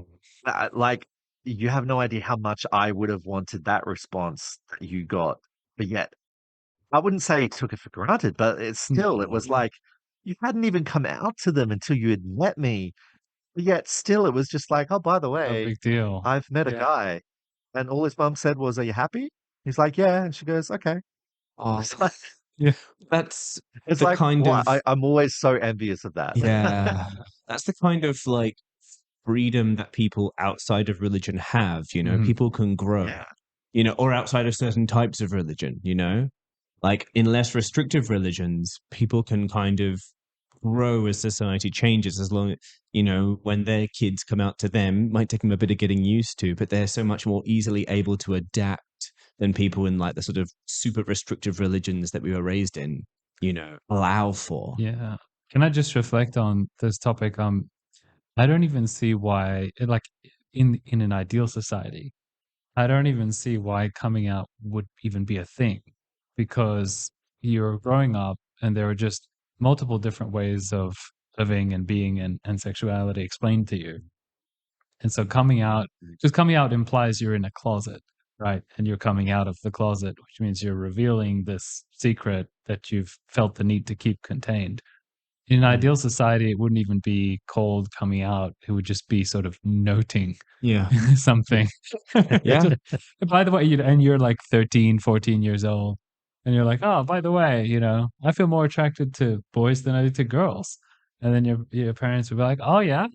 Yeah, that's a And then thing. Yeah. that's it, right? That's where I like see the future, or at least for many people, that's the present. Yeah. Yeah. For Mm. my kids, if it were like that, I have a boy and a girl, and for them, we're not heteronormative with it. We just tell them, oh, sometimes boys like boys, sometimes girls like girls, sometimes boys like girls, sometimes boys like boys and girls. It's just like whatever it is. We just explain that there are just variations, Yeah. and then we Yeah. don't tell them. We never imply that one is better than the other. That there's Mm. people have different ways of being, Yeah. and then we also don't pressure them into being one way. I told them, oh, my daughter's entering puberty. I'm Yes. gonna tell her, oh, like maybe one day you'll find yourself more attracted to someone. You'll feel differently about some people than you Yeah. do just friends, and you might become romantically interested in them. Might Yep. be boys, might be girls, whatever. And as you point out, like how sharp the contrast is between that way of being and relating to your family about sexuality, and then what those of us who've grown up religious, when you're raised heteronormative, it's even the possibility of being gay as a real thing is almost out of the question for many Yeah, people, like the right? thing that your It's so dad said, suppressed. "Oh, you're not really gay." Yeah, You know, it's Yeah. this other guy who's leading you astray or whatever. yeah, There's religions don't even accept that like being gay is a thing. They think it's like a No. choice. Just don't. Mm. And it's so I still get strange. told that. It's so I still bizarre. get told that it's a choice. So it's like, Even today, and can I just yeah, say, after even if it seeing, were a choice, why would that be a wrong choice? Like it's a choice and it's a shameful choice. Like those are packaged together, yeah, right? yeah. Like but all I say it's to that ridiculous. is, okay, you think it's a choice, like to my parents, and I say, you think I chose this? Why in the world would I choose this? Why would I choose alienation? Why would I choose separation from my family? Why would I choose any of this over just being part of just being in the norm and in the in group? Yeah, Wouldn't I so much choose to easier. be, Yeah. Yeah, yeah, how much easier would my life be if I just chose to be straight like everyone else? Like, mm, yeah, why do you think I would choose all of this heartbreak? it's Yeah. Like, It ridiculous. makes no sense. and even to watch them go through heartbreak over it. Yeah. So why would I want to see you go through that? Like, why? Why would I choose that? So It's that's my ridiculous. response Yeah. to Yeah, that sort of, you're choosing this kind of thing. And but unfortunately, they still say that. And Yeah. it's just something you can't that like. sucks. And they always liken it to pedophilia and Yeah. always liken it to, oh, you could That's be gross. attracted to kids, but you don't act on it. Ugh, You know, there's some people like, because, that's you can be awful. attracted to kids. You can't do anything about that, but it's the actual act Yeah. that is the wrong part. And Just that's what you should control. And it's like, and then they try and liken that to, yeah, see, that's possible. See, it's you could be attracted to kids, but still control yourself. So therefore, you could be attracted to other men and control yourself. It's like, it's not the same it's thing. complete And it's false just, equivalence. Completely yeah, like, false equivalent. yeah, it's completely like, Yeah, those things. It's such a like a, like a bad argument. yeah. Yeah. It's a very bad argument. Yeah, Yeah. And, and it's it just, nonsense. they always put me in that category. And it was just like, can you not Yeah. put me in that category? That's Like, it's awful. ridiculous. Yeah, Yeah. it's awful to be put into that Yeah. category of being likened to that. And it's just like, no, because those two are not remotely comparable. Like, it's Two consenting um, adults and, two consenting adults. and the kind of predator you were telling a story about before. There's Yeah, nothing yeah, like, These are different worlds. There's yeah, completely different yeah, worlds. absolutely. Yeah. yeah, It's completely silly. But again, it comes back to religious reasons. It's like the same reason that there were demons in the amplifier or in steel strings on a guitar. It's like the same like impossible. Well, that's just the way it is. That's just the way it is. yeah. God designed guitars to have nylon strings. You know, only With the the devil drums was invented. always drums was always funny because I would bring it up and they'd be like, "Did you know there are tribes in Africa that can summon demons with drums?" It's like, is there? Like, what the fuck? It's such a But that's the sort of stuff that I'd get every time I brought up drums and any music that had any kind of beat. No, yep, we weren't allowed to listen to it. yep. So all those Disney films, when there was a Disney film that we did actually get to watch, we had to mute all of the music. What? So anytime they would Weird. sing, anytime there was a song, we had to mute it. No Yeah. way. So that's what the Bizarre to level of me, isn't it? ridiculous that it Repression. got to. Yeah. It's because of the whole satanic panic. It was, Yes. yeah, that was very prominent within my denomination. It was the satanic panic thing just spread like wildfire, and it was out of control. It was Oh fucking yeah. stupid. And even I knew back then it was fucking ridiculous because, as someone who was musically inclined and knew a lot about music and theoretically and how music was pieced together theoretically and how it works together and why a harmony is a harmony, and why these three notes make a chord that sounds like this, and why those two additional notes harmonize with that root note. And like I knew all the theory behind it, and knowing the theory behind it took away any kind of mystical Yeah. thing about it. So I always knew there was nothing wrong with it, and that it was perfectly naturally pieced together, as there was nothing supernatural about it. Yeah. Um, but yeah, this whole satanic panic shit was just, how can you? I never understood how they could make that connection, and how, And all, I'll tap on my desk and be like, I can tap on my desk in a random beat that's not in any kind of timing, and you wouldn't care. yeah. As soon as I start putting a timing to it, suddenly that's Oh, wrong. it's so Like strange. things like that, It's bizarre. I just did not understand, and it played a huge part in me questioning things, and I'm glad it did. And a lot of Um, it's sort of coming from so much ignorance. So like, yeah, so like, and so much of it sort of the sort of satanic panic stuff, it sort of spreads through word of mouth. Like, oh, did you hear X singer songwriter? If you play their record backwards, it's like yeah, Hail Satan. All of this yeah, is nonsense. Nonsense. None of it's yeah. true. It's like, No, like and as the stories get told, the different artist changes each time the story is told. Oh, did you know this yeah. person doesn't let Christians come to his concert? All this sort of weird, random stuff, and Other like than because it comes from all of this ignorance, and then like when you point out all of these like complete sort of inconsistencies, well, why is it that like tapping on a desk is fine, but like hit tapping on a drum is not? Like makes no yeah. sense. Like, what's the difference here? Like, what point does the demons get in? Is it like, am I allowed a wood block? What if we played like a timpani drum from like a classical like orchestra or something? Is it when it's the What's this? drum kit? Because there's What's no. this demonic highway that I'm somehow Yeah. creating? That's like connecting hell to our world. And it's like because it's so logically inconsistent, the parents have to kind of and the adults in the room have to kind of sort of find some way to explain it when Yeah. even it doesn't Or really they make just get sense even pissed to off. them. Yeah, or they say, Why are you asking this question? you ask too many Yeah. questions, Yeah. Yeah. You just That get that was the frustrated. response I Yeah, got, Yeah, just was you I ask would too more many assume. like a questions. Yeah. stop asking Stop questions. It asking. Yeah. wasn't, I'm going to explain this. No way. They couldn't explain that Just shit. not. Yeah. It was Yeah. just don't ask. Just fucking don't ask. Yeah. But yeah, I was going to say something before and now I forgot. Uh, but Well, I have questions if you're ready for them because I've jotted down a bunch of stuff and maybe whatever you're thinking could come back in a moment. I had so I just had a reflection about familial reactions to coming out again. Just to come back to that topic. Um, as I said, like in the ideal world, it would be a non-issue and there wouldn't even be coming out.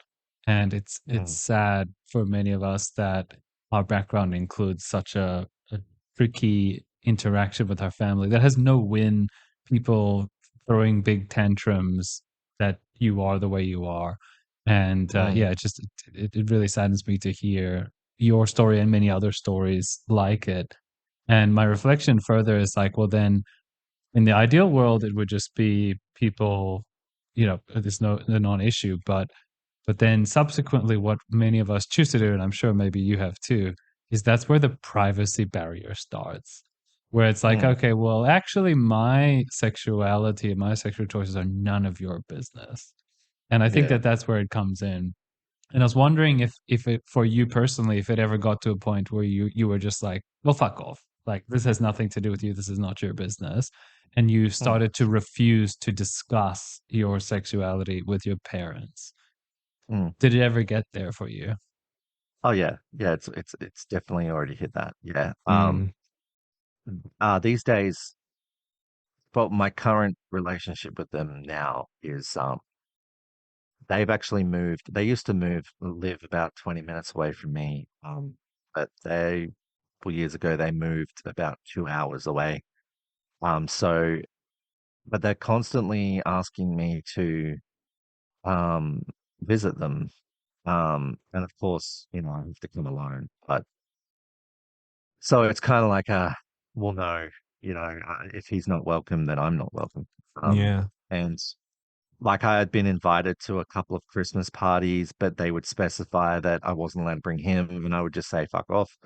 Like, nope. I said, would you tell any of my brothers they couldn't bring their wives? Yeah. I was like, And if the answer is no, then no, I'm not coming either." So Yeah. I just sort of set that boundary pretty early on, where I was just like, you know what? No, like until he is fully accepted and recognized as part of my life, I am not going to entertain any of this oh, you can come but he can't crap. Yeah. So they've been wanting me to go visit for quite a while now, because they've gotten a little bit less preachy to me these days, which has been amazing because I think it's because I've been setting boundaries and they are actually kind of listening.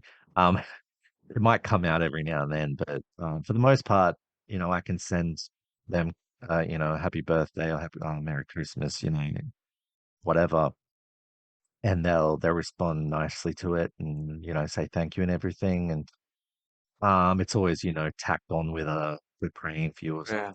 But, Yeah. you know, they've got to throw that in there, but at least They they're not do. like Yeah. preaching all the Yeah. time like they used to. Hmm. And the thing is, like, if I do go out to visit them, I haven't fully decided whether I want to yet or not. But if I do end up deciding to go out by myself, I will be setting definite boundaries of what they can and can't talk about with me. Mm. And my sexuality will be one of those things that I'm not going to discuss because it's not their business, like you said. That will definitely be a boundary.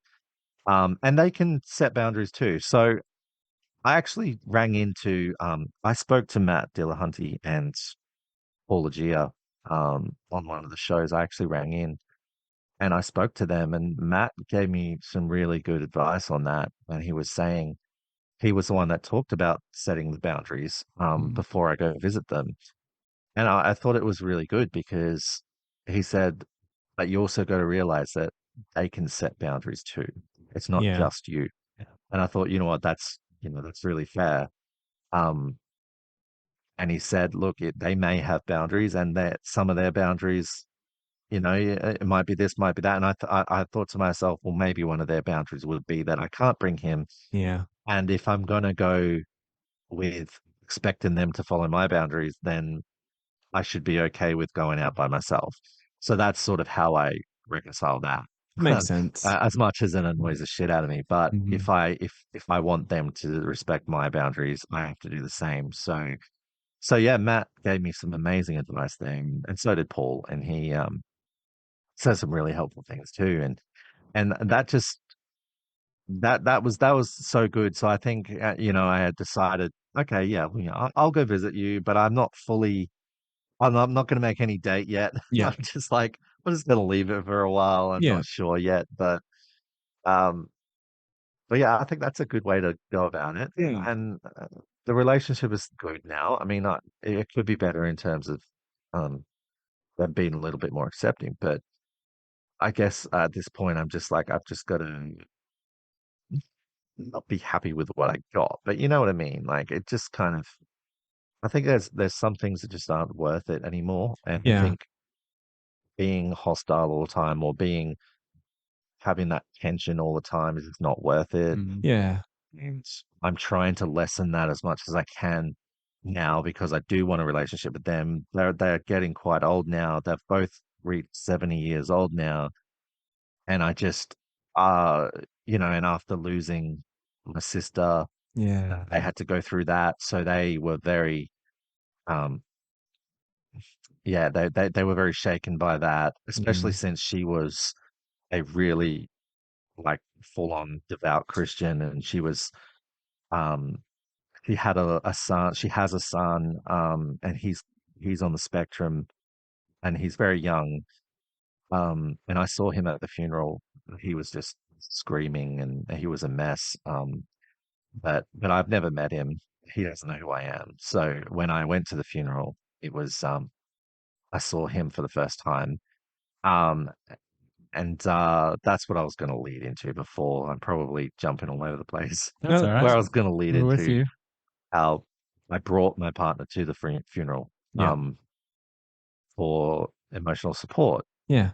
And I thought, you know what, I don't give a shit if anyone cares that he's there. And I know this is a hard time for my parents, but it's also a hard time for me. Yeah. And I want the support there. And I know that the people there still see me as freaking Antichrist. So I'm not going to get any support from them. Yeah. Even my cousins that were there, they all think I'm, this dirty homo now. So like, I was like, fuck it, I'm bringing him. Yeah. And when I did, and I brought him, and he basically got ignored by everybody.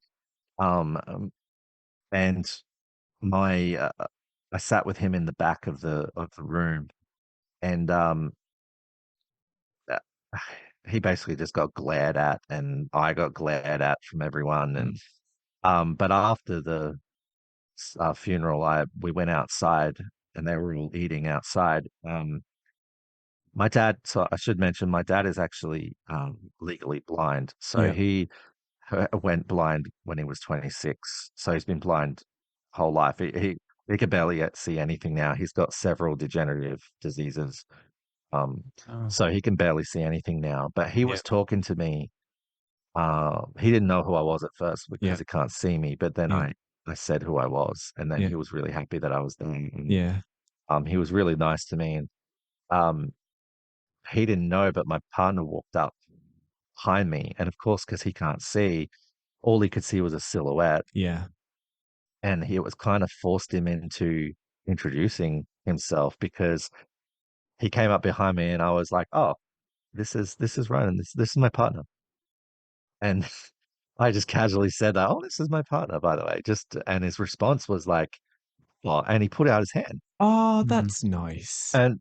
and he shook his hand, Yeah. and I was like over the moon about it. Yeah. And I thought, oh man, this is a massive step forward. But my mum was standing over in the corner, and she was glaring at us the whole Yeah. time, and it was heartbreaking. But again, I love her. I don't want to say anything Yeah. bad, but it was just really hard, to see her with so much hatred in her eyes and for no reason. Mhm. And I thought, I didn't know what my dad was really thinking. I was just like, I don't know if he's actually been accepting or whether I just boxed him into a corner and he's trying to be civil because it's a funeral. I mean, it's his daughter's funeral. Yeah. Like he's not going to be horrible at his daughter's funeral, you know? Yeah. And so all sorts of things were going through my head after that, and I didn't know why he shook his hand. I didn't know what that meant. And afterwards, this was pretty recent. This was only about 2 or 3 years ago. I think it was 2 years ago. Mhm. And but unfortunately, a couple of weeks after that, I mentioned it to my mum. I said, "I'm really happy, by the way, that in a text, because we only talk through text. I said, I'm really happy that Dad shook his hand, and that meant the world to me, and I hope that you know that." And then she said something along the lines of, he only did that for your sake. Um, So that kind of shattered the whole yeah. illusion I had Oh. of this acceptance, you know. And that sent me into another, very heartbroken phase Mhm. of just having that illusion kind of shattered Mm. because I thought it was a real big step forward. And Yeah. I don't know if she Very said it in disappointing. those words exactly. I'm sort of paraphrasing, but basically she was Yeah. saying it was just for my sake. Yeah. Yeah. No, he didn't mean it, kind of thing. Yeah. Yeah. So that was really hard, and that was the first time he had ever had any interaction with my parents in person. It wasn't even both; it was only him, Yeah. only my dad. But because he had copped all that abuse from them, Yeah. I think it also meant something to him Mhm. that Yeah. my dad was nice to him. Mhm. And then so yeah, that was it kind of shook our relationship a little bit again, and it was just like, why did you do that to me? Like, why? Why'd you tell me that? Why couldn't you just pretend, that Yeah. it was a step forward? It's And tricky. so Would I have was a been bit angry nice, wouldn't about it? that. Yeah. It's so hard. It's like an emotional roller coaster. Oh yeah, definitely. Yeah. Yeah, An emotional roller coaster for you and for your partner. And that's just like yeah, really tough. when like at any time a text could arrive, there's just like this emotional landmine that just goes off A and will like grenade. Yeah. and will just like depress you for a week and a half. Yep. You know, Yep. Mm. it's Yep. like it's any moment the text could come through and it's like a good week is now a bad week. Yeah. And for a long time, I would, it just sort of reminds me, for a long time, I couldn't get it through to them that about the emotional damage that they were doing to me, Yeah. because to them, it was all about how they felt about it and how broken they were and there was Yeah. no acknowledgement there of what was happening to me. It Yeah. was almost like it didn't count because I was wrong and because I was living in sin.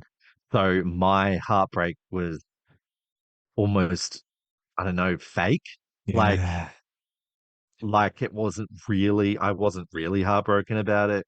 They didn't take it seriously in that way and I would always try and bring it up and say, you know, I see how much pain you're in, even though I think it's ridiculous.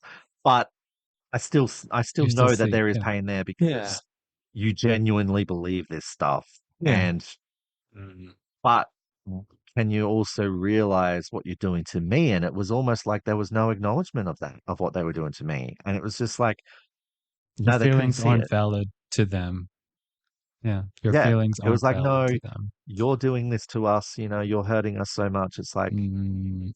and you're not hurting me. Like, you Mm. don't see that. Um, it's like you're the one living in sin. You're only doing it because there's pleasure in sin and all this sort of stuff. Mm. And it's like, oh, they would call it lust all the time, and it was just lust and blah blah. I'm just like, oh, didn't realize lust could last for 10 years, but Yeah, um, exactly. but like, They but have it was always this constant battle of trying to get them to see yeah. what they were doing to me. And Mm.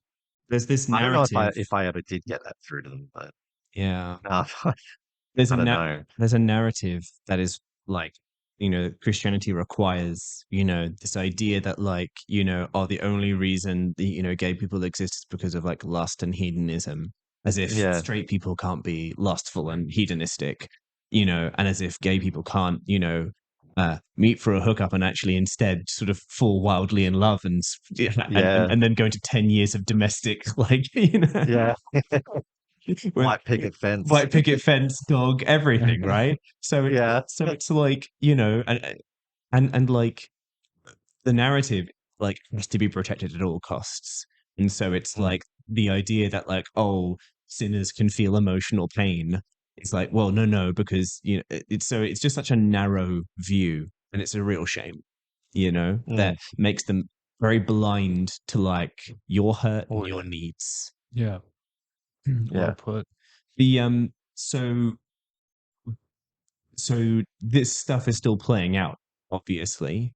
This sort of some Yeah. of the last few stories now, we've kind of like Recent. Yeah. yeah, we've kind of like caught up a little bit. So like, are there any other like stories that were like, pivotal in your like your journey through all of this? And where are you at right now? If there are any like points we missed? Otherwise, like sort of where are you up to now in your journey?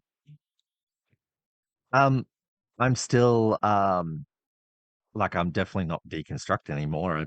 I've well and truly deconstructed, but I'm still learning. I'm Yeah. still reading. I'm still trying to soak up everything. Even reading the Skeptic's Annotated Bible and trying to read the creationist counter creationist handbook and really still trying to soak it all up and because I'm still loving that journey. I'm still loving that journey of discovery.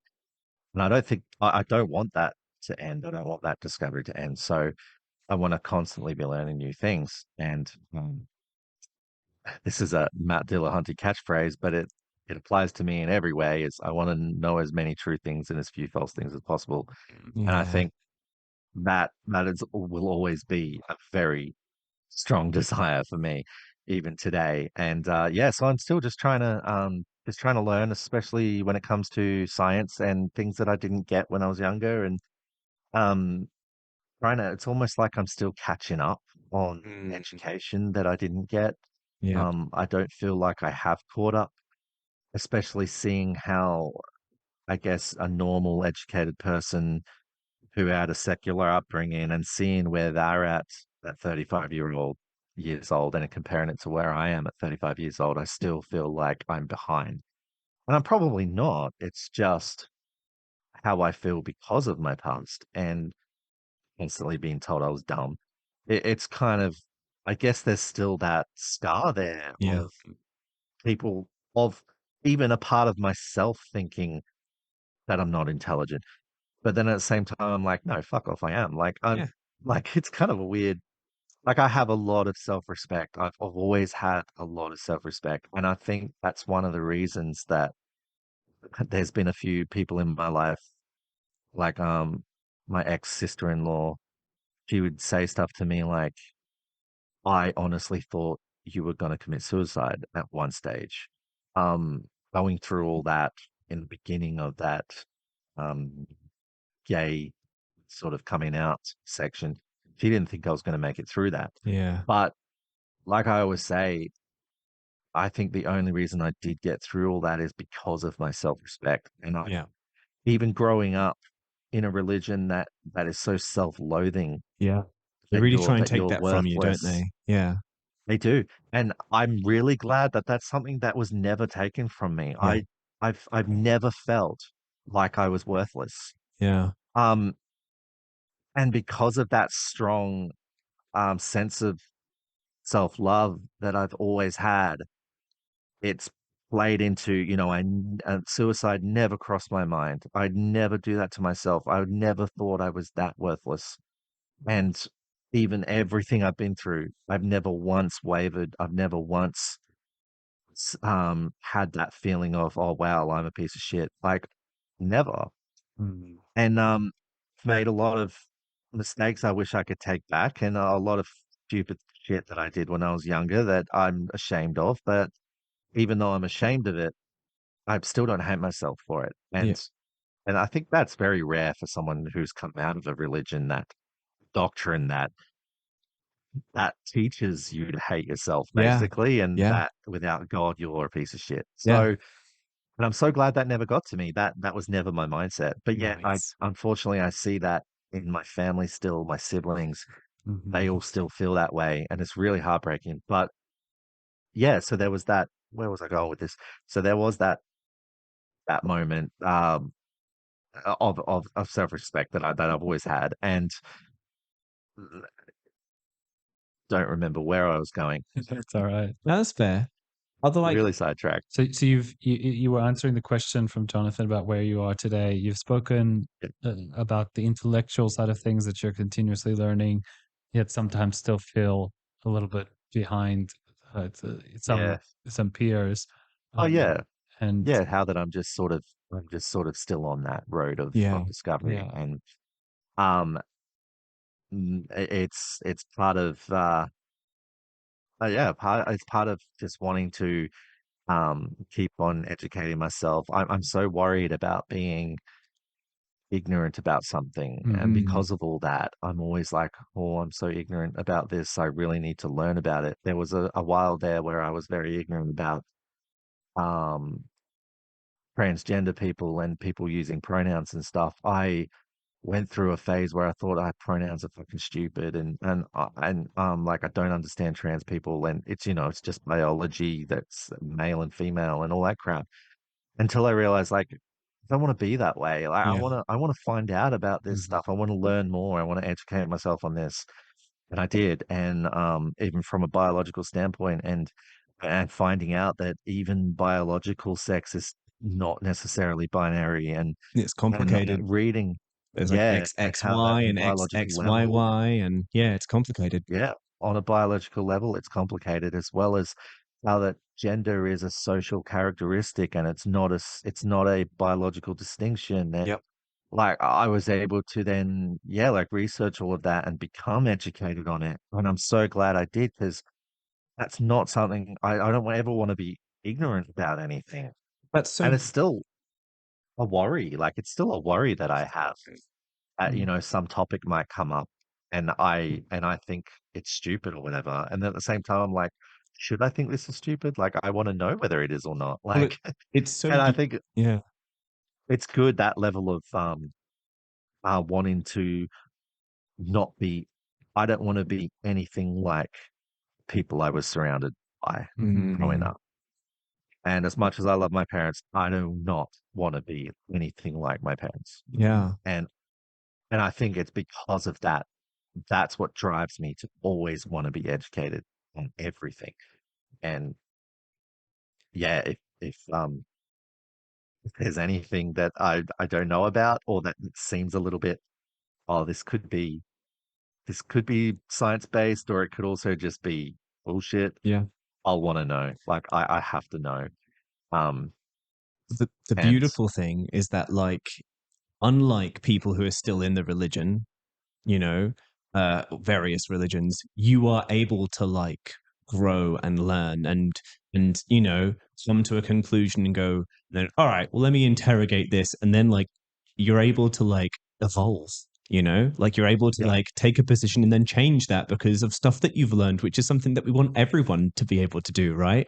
Like, exactly. Yeah.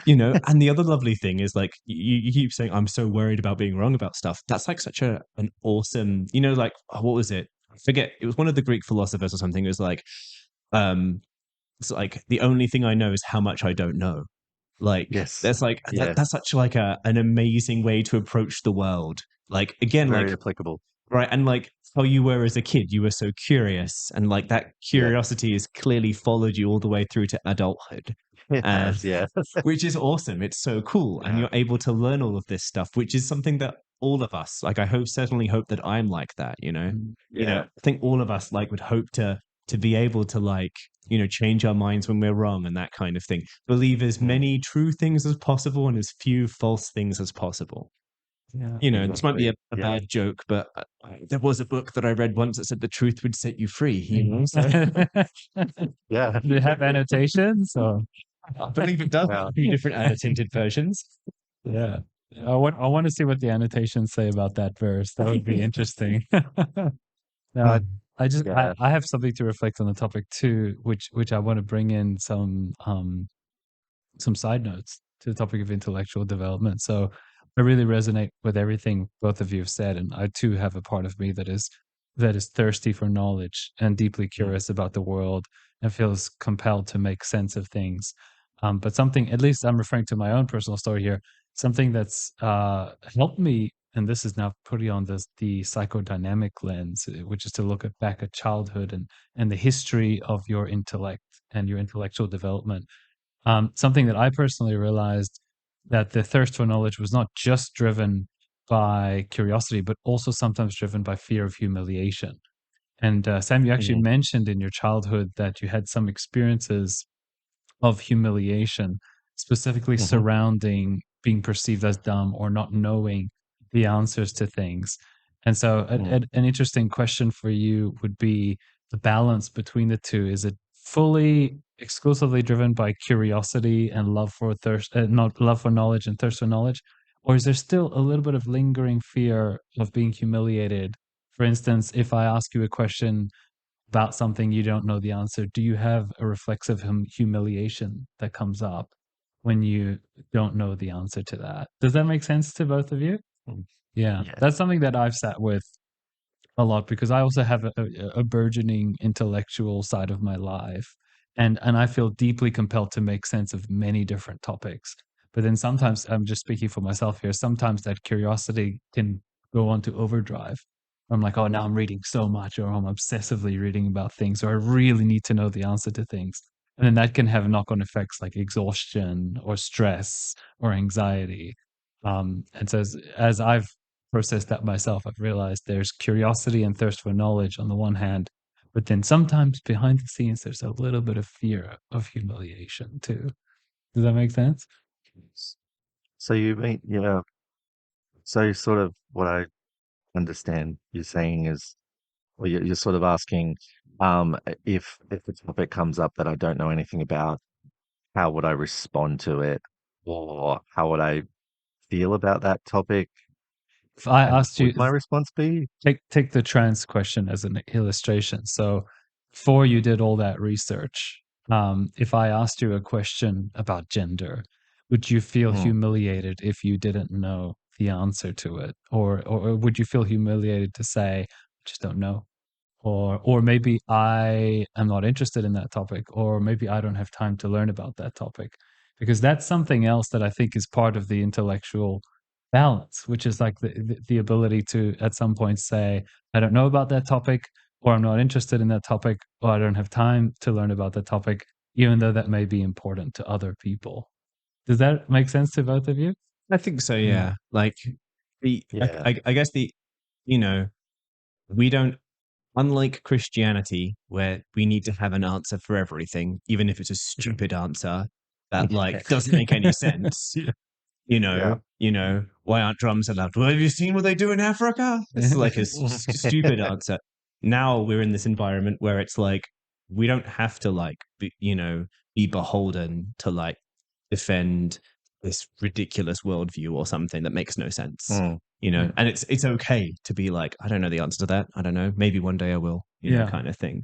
Yeah. You yeah. know, I was just speculating in your case, mainly saying because earlier in your interview you specifically mentioned humiliation Mm, and humiliation in the context of intellectual life, in the context of knowing or not knowing the answers to mm, things. And school can be really, even for those of us who go through normal schooling, sometimes school can be humiliating because mm, you're supposed to know all these answers. If you don't get it right, you get a big red cross, yeah. and that can have an effect on kids into adulthood where it's Mm, now humiliating to not know something. And that can be cultural too. So you mentioned cultural issues like our perspective on sexuality or transgenderism. It can be the same. There can be a cultural shame applied to people who aren't educated about a particular thing. And so I think it takes a mm, certain strength of mind to turn around and say, I'm sure that's an important topic. Take an example for me from my recent past, whether Australia should have nuclear power. That's something that I've recently dabbled in because I'm interested in green energy, right? And it's a controversial topic, but honest truth from me, I don't know the answer to that. And I think it's a really mm, important topic, but I just don't know the answer. And I don't know much about that topic. And I'd probably need a degree and a master's. nuclear physicist. Yeah. Yeah. I'd probably need a degree and a master's. And I'd need to know a whole bunch about energy to even begin to touch the topic. And yeah. for me, I'm sort of half of this is about me personally, too. I've just been reflecting on how it's okay to not know Sure. the answers to some things. Yeah. There, there are some, there are some topics that not necessarily based on, scientific evidence or something like that. So something that I well, not struggle with, but something that I find myself uneducated on that I'm a little bit embarrassed about because I want to know is the topic of Australia Day, and that's coming up Yeah, soon. yeah, yeah. And it's like Great change the example. date. It's Great a example. complicated one, isn't it? Um, Yeah. Yeah. so I when people ask me about that, I'm always like, I fully understand why people want the date changed. It's a hard time for some people. It's a reminder of something horrible. And then you get the other side of it. It's where it's like, oh, it's always been that. It's like, oh, don't look at it that way. Don't. Or some people will be like, oh, they're just playing the victim and all this sort of shit. It's a topic that I'm, um, like, God, I have so many different. I guess I have this intellectual way of looking at it and an emotional way of looking at it. And when those two are sort of conflicting, is when I have the most trouble. Yeah. And if I say I'll just leave it as the 26th, part of my brain will be like, "You're a dick. Like, how can you be so heartless?" And then if I say, "Okay, change it," part of my brain goes, "Don't be a pushover." Like, Yeah, yeah, yeah. like Yeah. it's kind of like, Yeah. and people bring it up sometimes, and I honestly just say, I would rather just not talk about it. Yeah. Yeah. I understand, there are so many sides of it I understand, and I have not come to a conclusive opinion Position. on Yeah. it, Yeah. because it's so hard when there's no with something like trans issues. There's a scientific biological side of that I'm always gonna go to. Yep. And then there's all these other sides to it that I don't give a shit about, because to me, the science side trumps everything else. It's like, no, I'm going to look at the science.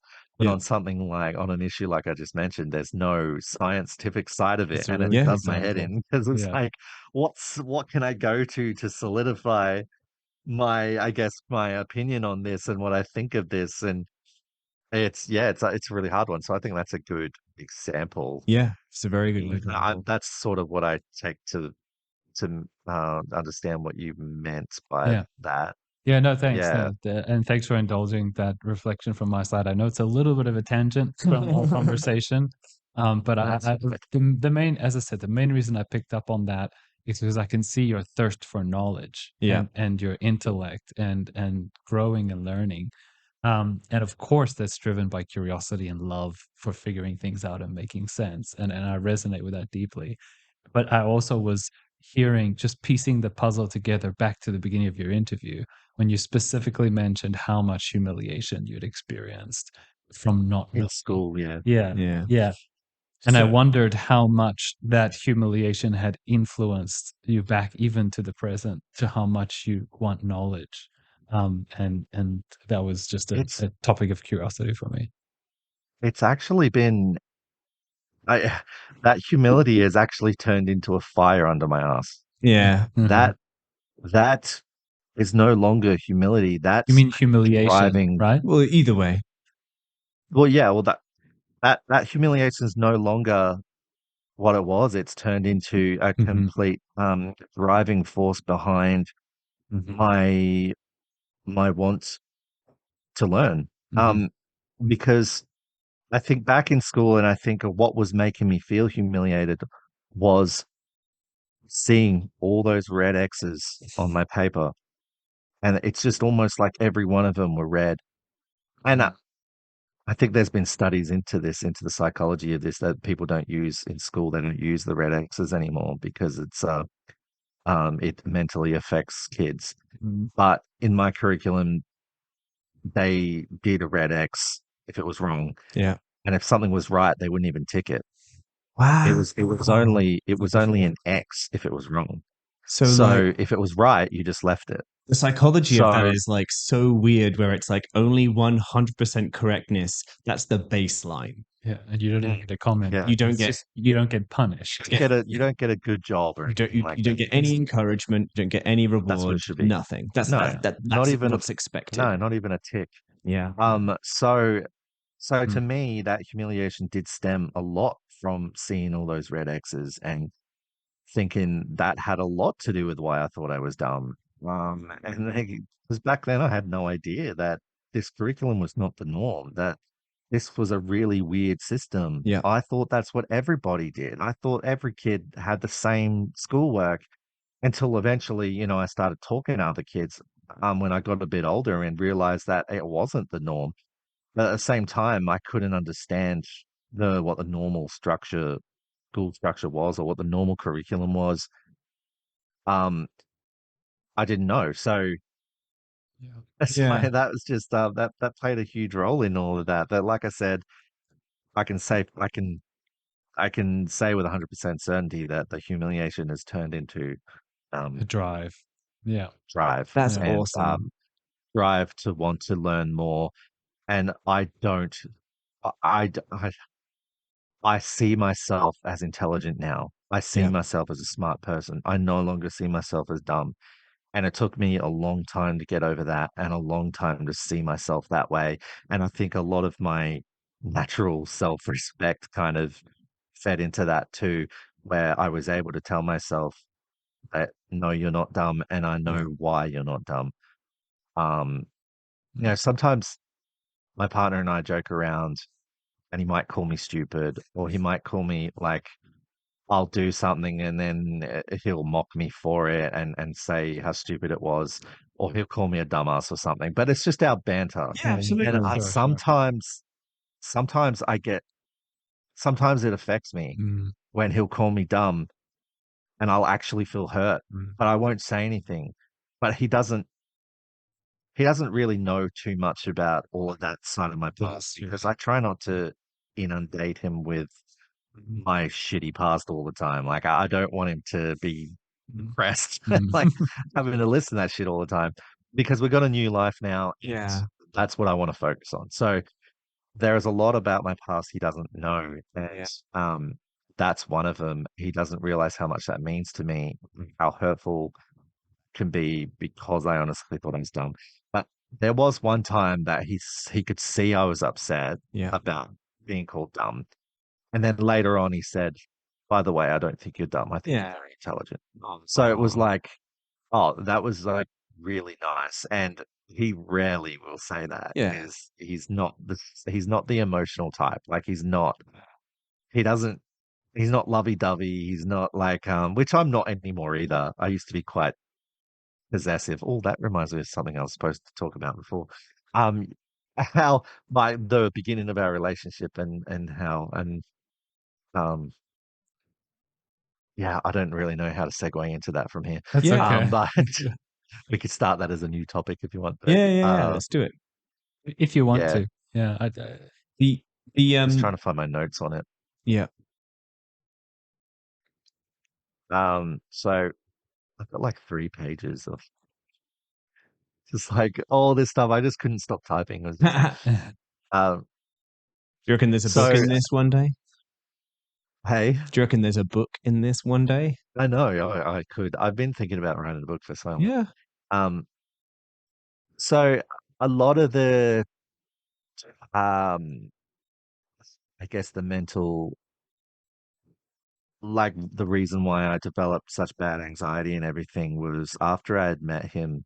Um, he, I I was always told by not just my parents, and I don't want to put all of this on them because it wasn't just them. It was other religious people that I had Yeah. known The whole culture, on all the people. Facebook, Yeah. all of Yeah. the yeah. Yeah. They made me feel like so when I left the orchestra first, going back a little bit, when I left the orchestra, I also copped shit for that.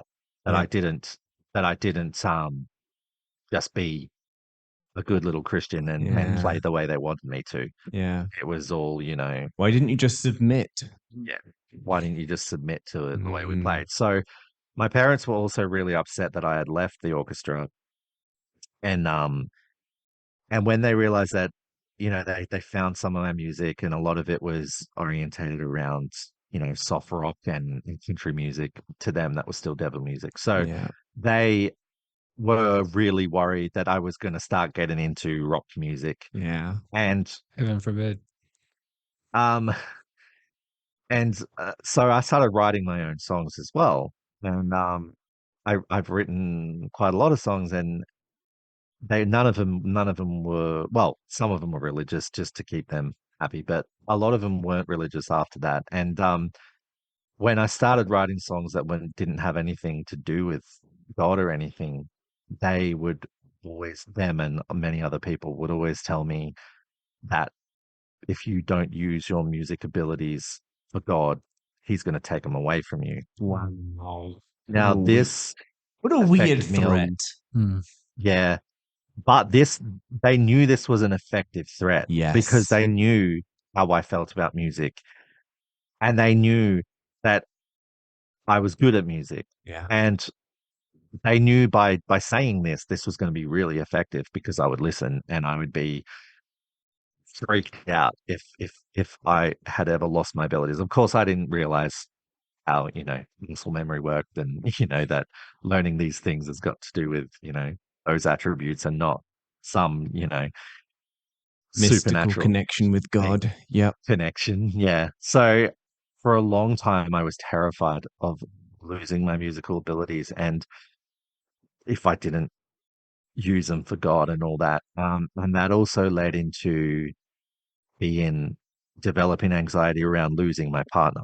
So Yeah. because I loved him so much, I almost felt like it was almost a trick by God, he was going to let me fall in love with this person and then he was going to take me from me. Oh. I would constantly feel like my partner was going to die. Mm. And it's a horrible thing to say, but I honestly thought that. Yeah. Mhm. I honestly thought that I was living in sin and he was going to be punish me for it by Yeah. letting me fall in love and then taking him from me, Yeah. just like he was going to take my musical abilities. Yeah. My parents think that my musical abilities are being taken away at the moment because I've got carpal tunnel syndrome, and I just had surgery on my left hand, and I'm still waiting for surgery on my right hand. But I actually do have really bad carpal tunnel, and it's affected the way I've been playing, and it's been affecting a lot of my music lately. And they're starting to think that. But anyway, but that's a different thing. But just the trauma, the mental trauma from thinking, always being worried Yeah. that every time my partner left the house, every time he went out with friends, that he wasn't going to come home. Yeah. And that led to me becoming very possessive, Mhm. very clingy, and like, uh, yeah, just like not, not even letting him, like, not even letting him hang out with friends or Yeah. talk to other people, or I just became so possessive, Yeah. and that also drove a wedge in between us as well, and he nearly left me for that too, Yeah. until he went away during his uni degree. He studied overseas in India, and he was gone for 6 months. And that whole 6 months, I went through, oh, well, about 3, 4 months of that, I went through horrible anxiety attacks that I kept ended up in hospital. I kept Mhm. ringing him and saying I'm in hospital again and I'm hopped up on Valium again. And the nurses and doctors there started knowing me by name, like it was Yeah. ridiculous. Um, and he almost broke up with me again while he was in India. He said, if you don't do something about this anxiety, like you need to go on medication. Because I was freaked out about medication. I thought that I had read things about medication taking away your creativity and making you numb. And I was worried about losing my creative abilities because of the medication. And so I was refusing to go on meds. Mhm. And he said to me, eventually he just said, look, if you're not on medication by the time I get home, like I'm leaving, because it was just an ultimatum. Yeah. And that's how bad it had gotten. And I don't blame him for Yeah. any of that. I mean, I don't think anyone should have had to deal with what I put him through. And so that was the kick in the ass for me to actually go to the doctor, and he put me on meds. Nice. And it all completely changed. My Ah. anxiety was like, I went from having multiple massive attacks every day to having maybe one per few months, Oh and my then turned Mhm. goodness. into zero. Oh, that's That so happened, fantastic. and it's been years since I've had a panic attack because of the medication, Yeah. like only because of the medication. And so I'm like, why? Why did I put this off? Like, why was I so worried about this? And like, I'm still on medication only because I don't think I would have those issues anymore. But I'm also like hesitant about coming off the meds, and I'm just like, Yeah. Mhm. maybe I should, but at the same time, I'm doing really well, and I don't really see why I should come off them. Yep. Because my doctor did mention, some people actually have anxiety for the rest of their life. Even if your situation has become better, your mindset's become better, which mine has by a million times. But you can still suffer from anxiety, Yeah. just like depression and that.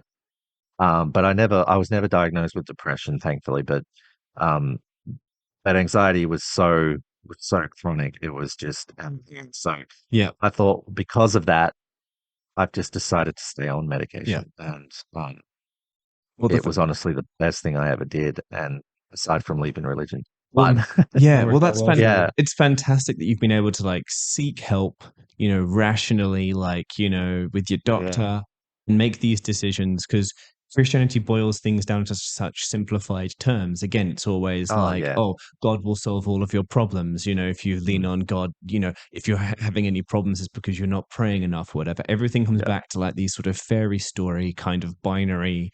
Whereas we know Yeah. life is complicated, brain is complicated. If you go through Very, a ton of very. if you go through a ton of trauma, it leaves all of this like behavior and patterns that are quite difficult to like fix. Hmm. And Yeah. ultimately, brain is this beautiful, complex thing, but a large part of it is just chemicals it makes. And, Yeah. in the same way that we have medicines for like physical sicknesses, we now have medicines that can like fix some of those chemicals in your brain. And it sounds like it's made just a world of difference for you, which is Oh, fantastic. yeah. And it was good because I was able to read up on it and educate myself because, again, it was Yeah. something I wanted to dive into, be Make like, I need to sense know of. about this. Yeah. Yes. So I read a lot of awesome articles about, the chemical imbalances in the brain during depression and anxiety and how these medications correct those imbalances and how it works on a chemical level, I guess Yeah. you could call it. And when that makes sense, it's like that also helps Yeah. with knowing what's going on during those attacks and knowing why they happen Yeah. and all of that. So again, just being educated is just such a huge like it's such a big thing. Like I don't like everyone needs to do that. Yeah. Yeah. Yeah.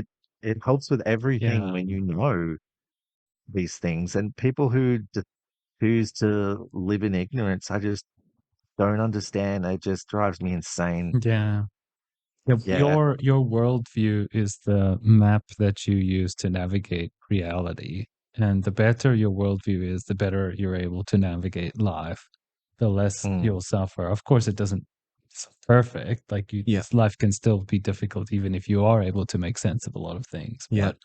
But yeah, as we've been pointing out, there's a huge difference between thinking that you are feeling anxious because you're gay and you're going to hell versus other explanations that can be explored through modern psychiatry or Yeah. psychology, etc. So it's just a mm, worlds of difference. And of course, there's still controversy in those fields. Not all psychologists and psychiatrists agree with each other, for instance, on the chemical imbalance side of things. Well, yeah, but like, yeah, But the point is, you're all talking yeah. the same game. Like the religious worldview is all the way over there in nonsense land, and over here Everything's we can actually have a rational conversation. Yeah, exactly. Yeah. And it's demystical. It's demystified, when you understand that yes. your musical ability comes from muscle memory and that, the stuff that's happening in your brain is like physical. It's affected by what you ate yesterday, by the hormones that are peaking and dropping, all sorts of mundane things. It's not just like Mm. this pure conduit to like mystical truth.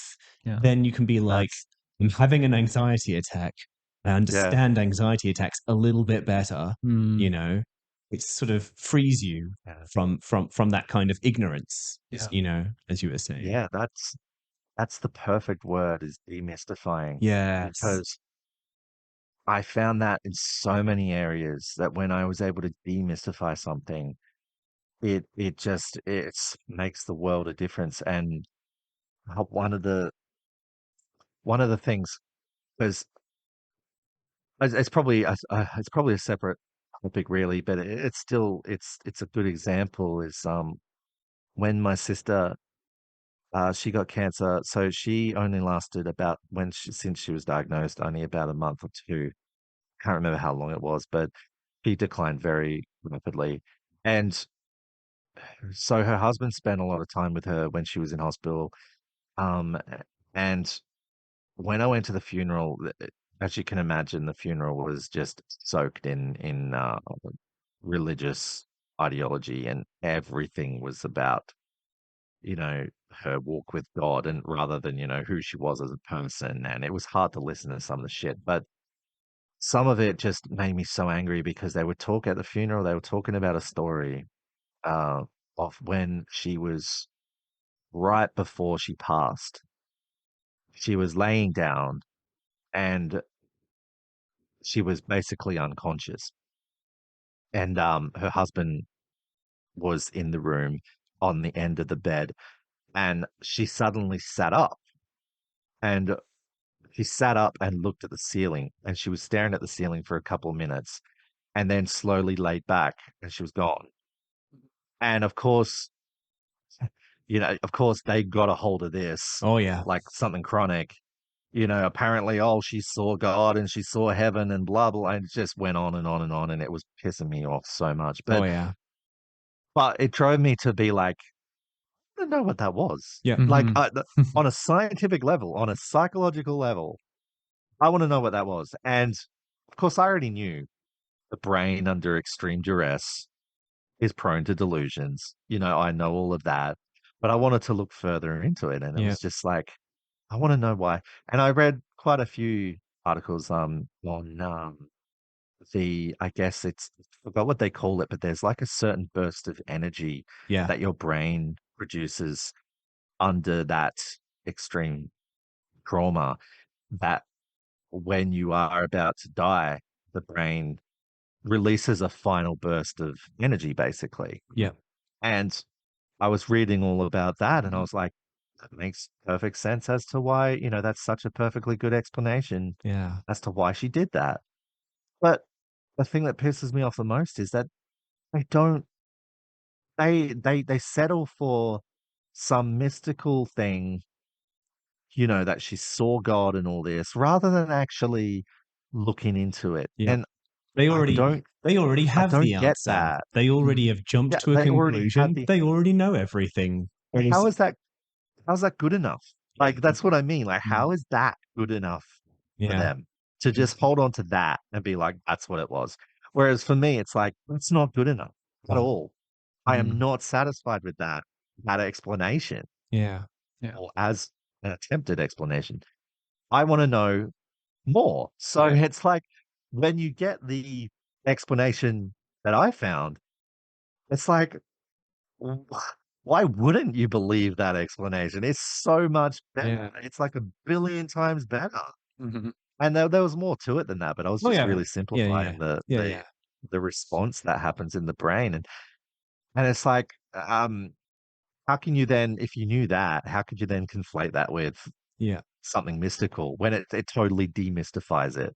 Yeah. And that's what I meant by the word demystify. It was Yeah. so perfect Yeah. because it totally demystified that entire thing. Yeah. But yet sitting there in the funeral listening to that garbage was Yeah. just, I actually didn't go to the burial afterwards, because after the actual service, I guess you could call it, um, my parents asked me to go to the burial. I was like, I could not sit Yeah. through that again.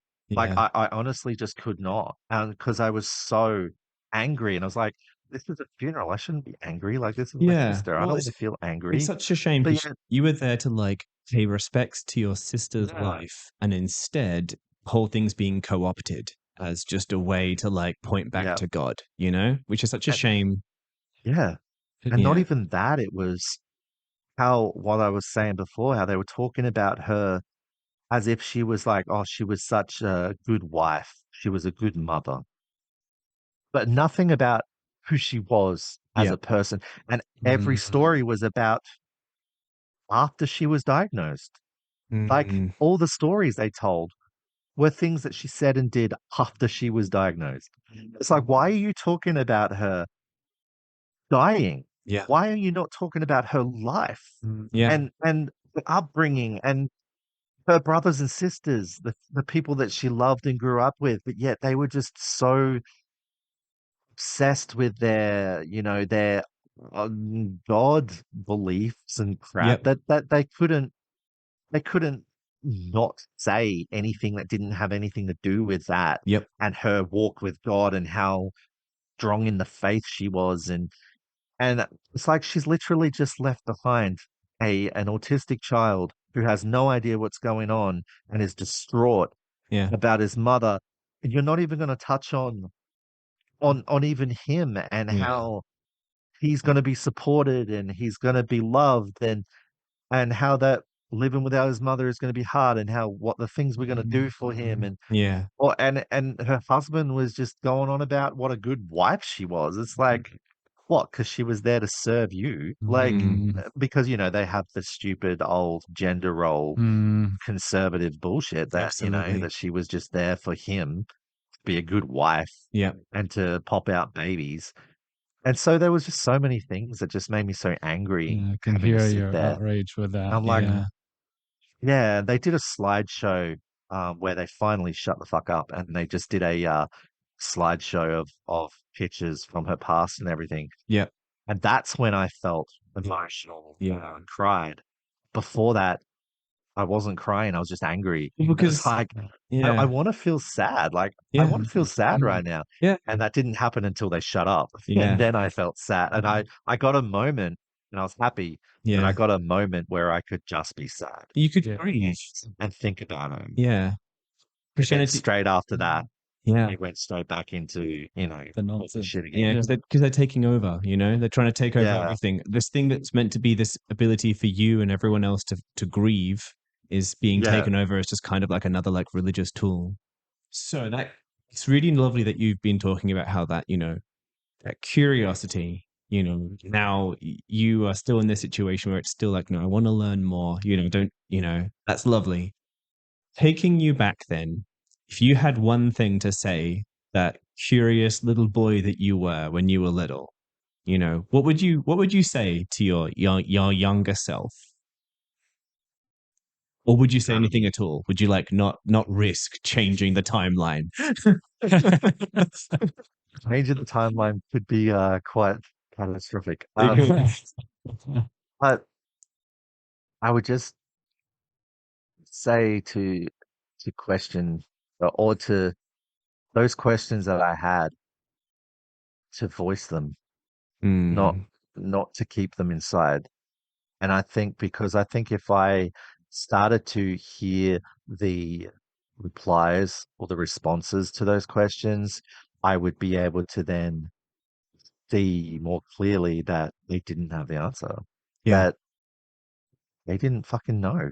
And that's what I was worried about the most, is that my questions were irrational. And if I had asked them, I would just get shut down and I'd feel embarrassed or whatever.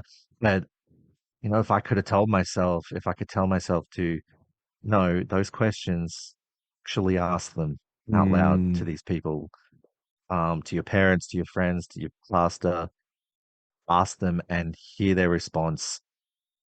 And I think their responses would have told me a lot. yeah, Um, but I didn't. And I think that might be a lot of the reason why it took me so long to actually try and answer those questions for myself. Because I was the only one that would honestly evaluate any of that. So yeah,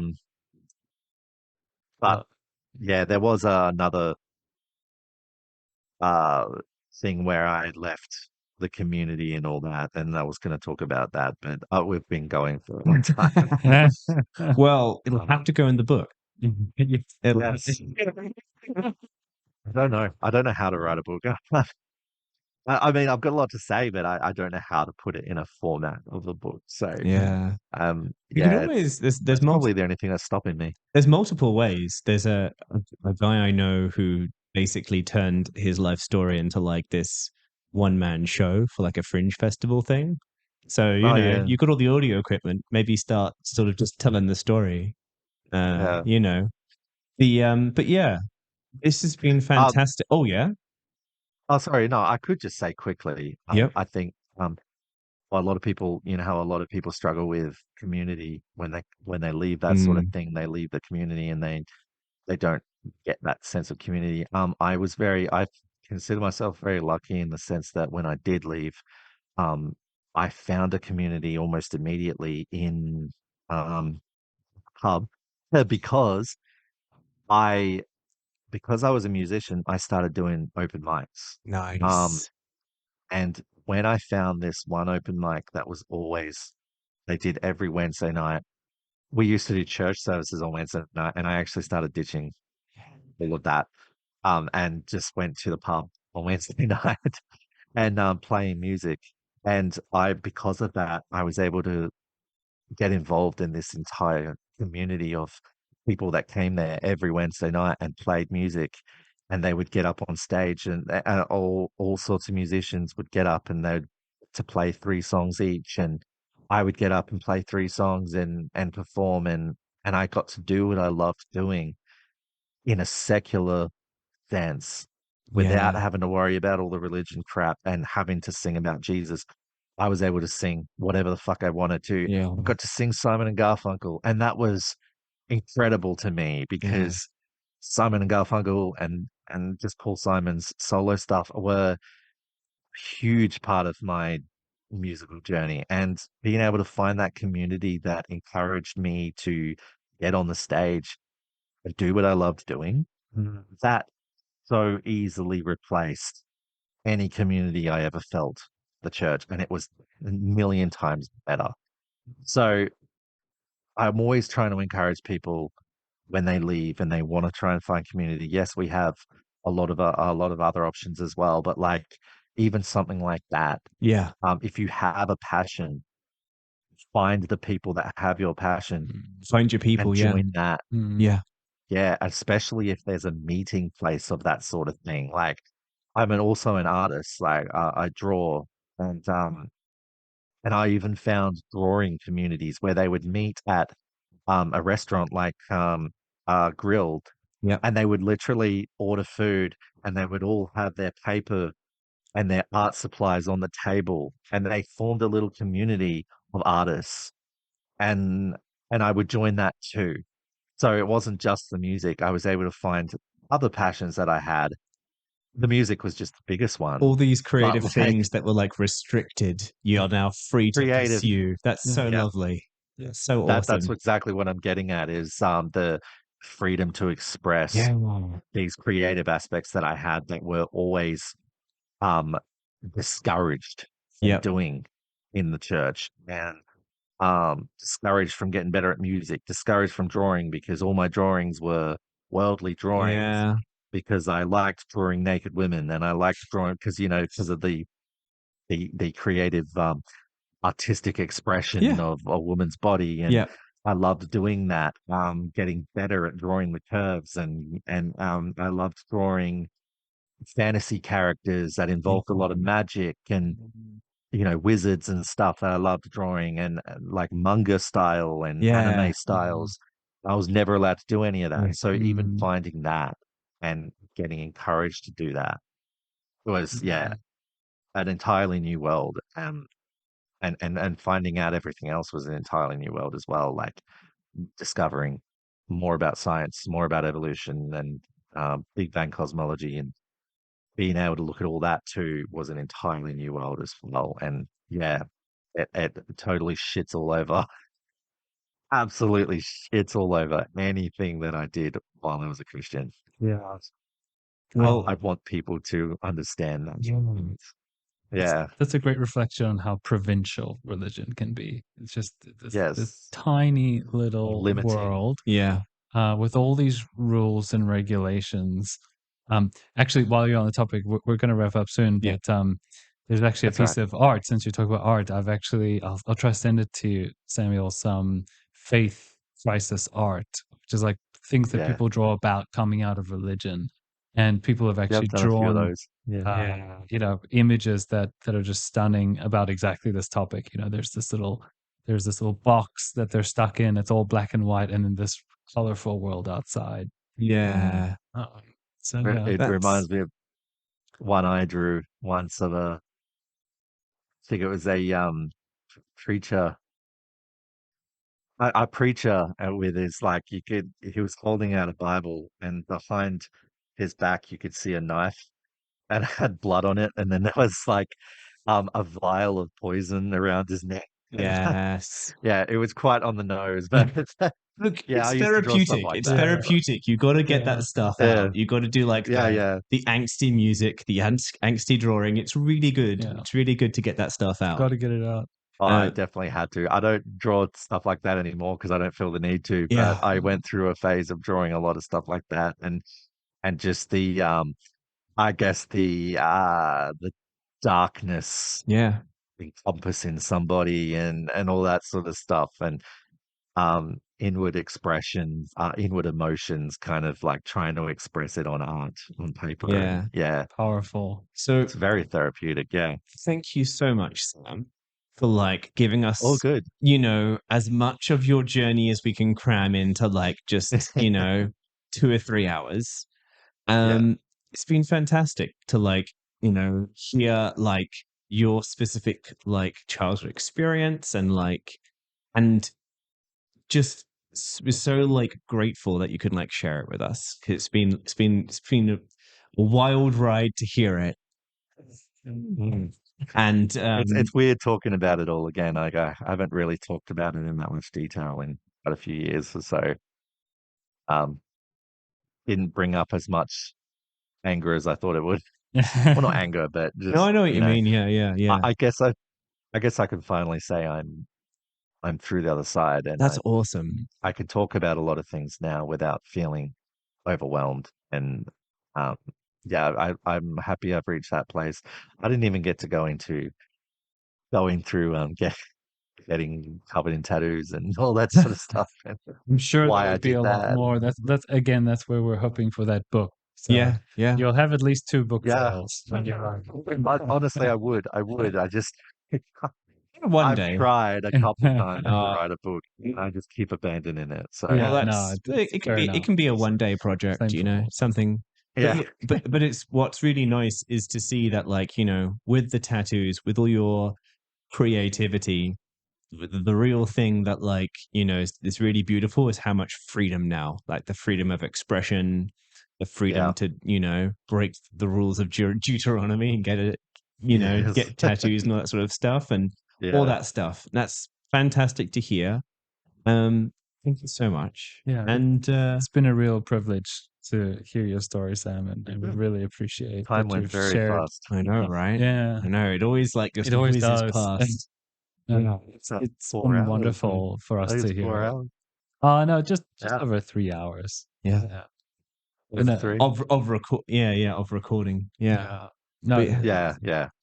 so no, thank you. And I do have one final question. Do you have any piece of music that you wrote that's recorded that we could use for an outro for this episode? Because that would be super awesome, especially if it's about coming out of religion.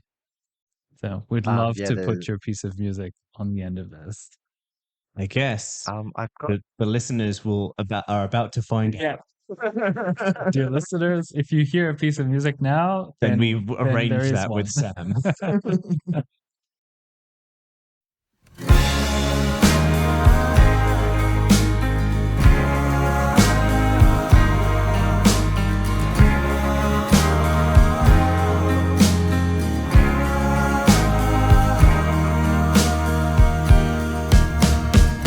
I picked up the pieces, got back up, and then I completed that puzzle. Before I knew I could, I saw a picture of an ideal world and a hazy swirl of a memory that belonged to me. And I saw you stand there without a care, so let me share all I have with you and find out the truth. But I'll work it out just like before, and I'm staying away to feel that breeze in my face. I feel carefree, but I believed in something, and it felt so right, but I would bow to nothing. And you thought I would. You had this picture of a distant land and a helping hand on the battlefield, how it should have been. But I'll work it out just like before, and I'm staying away to feel that breeze.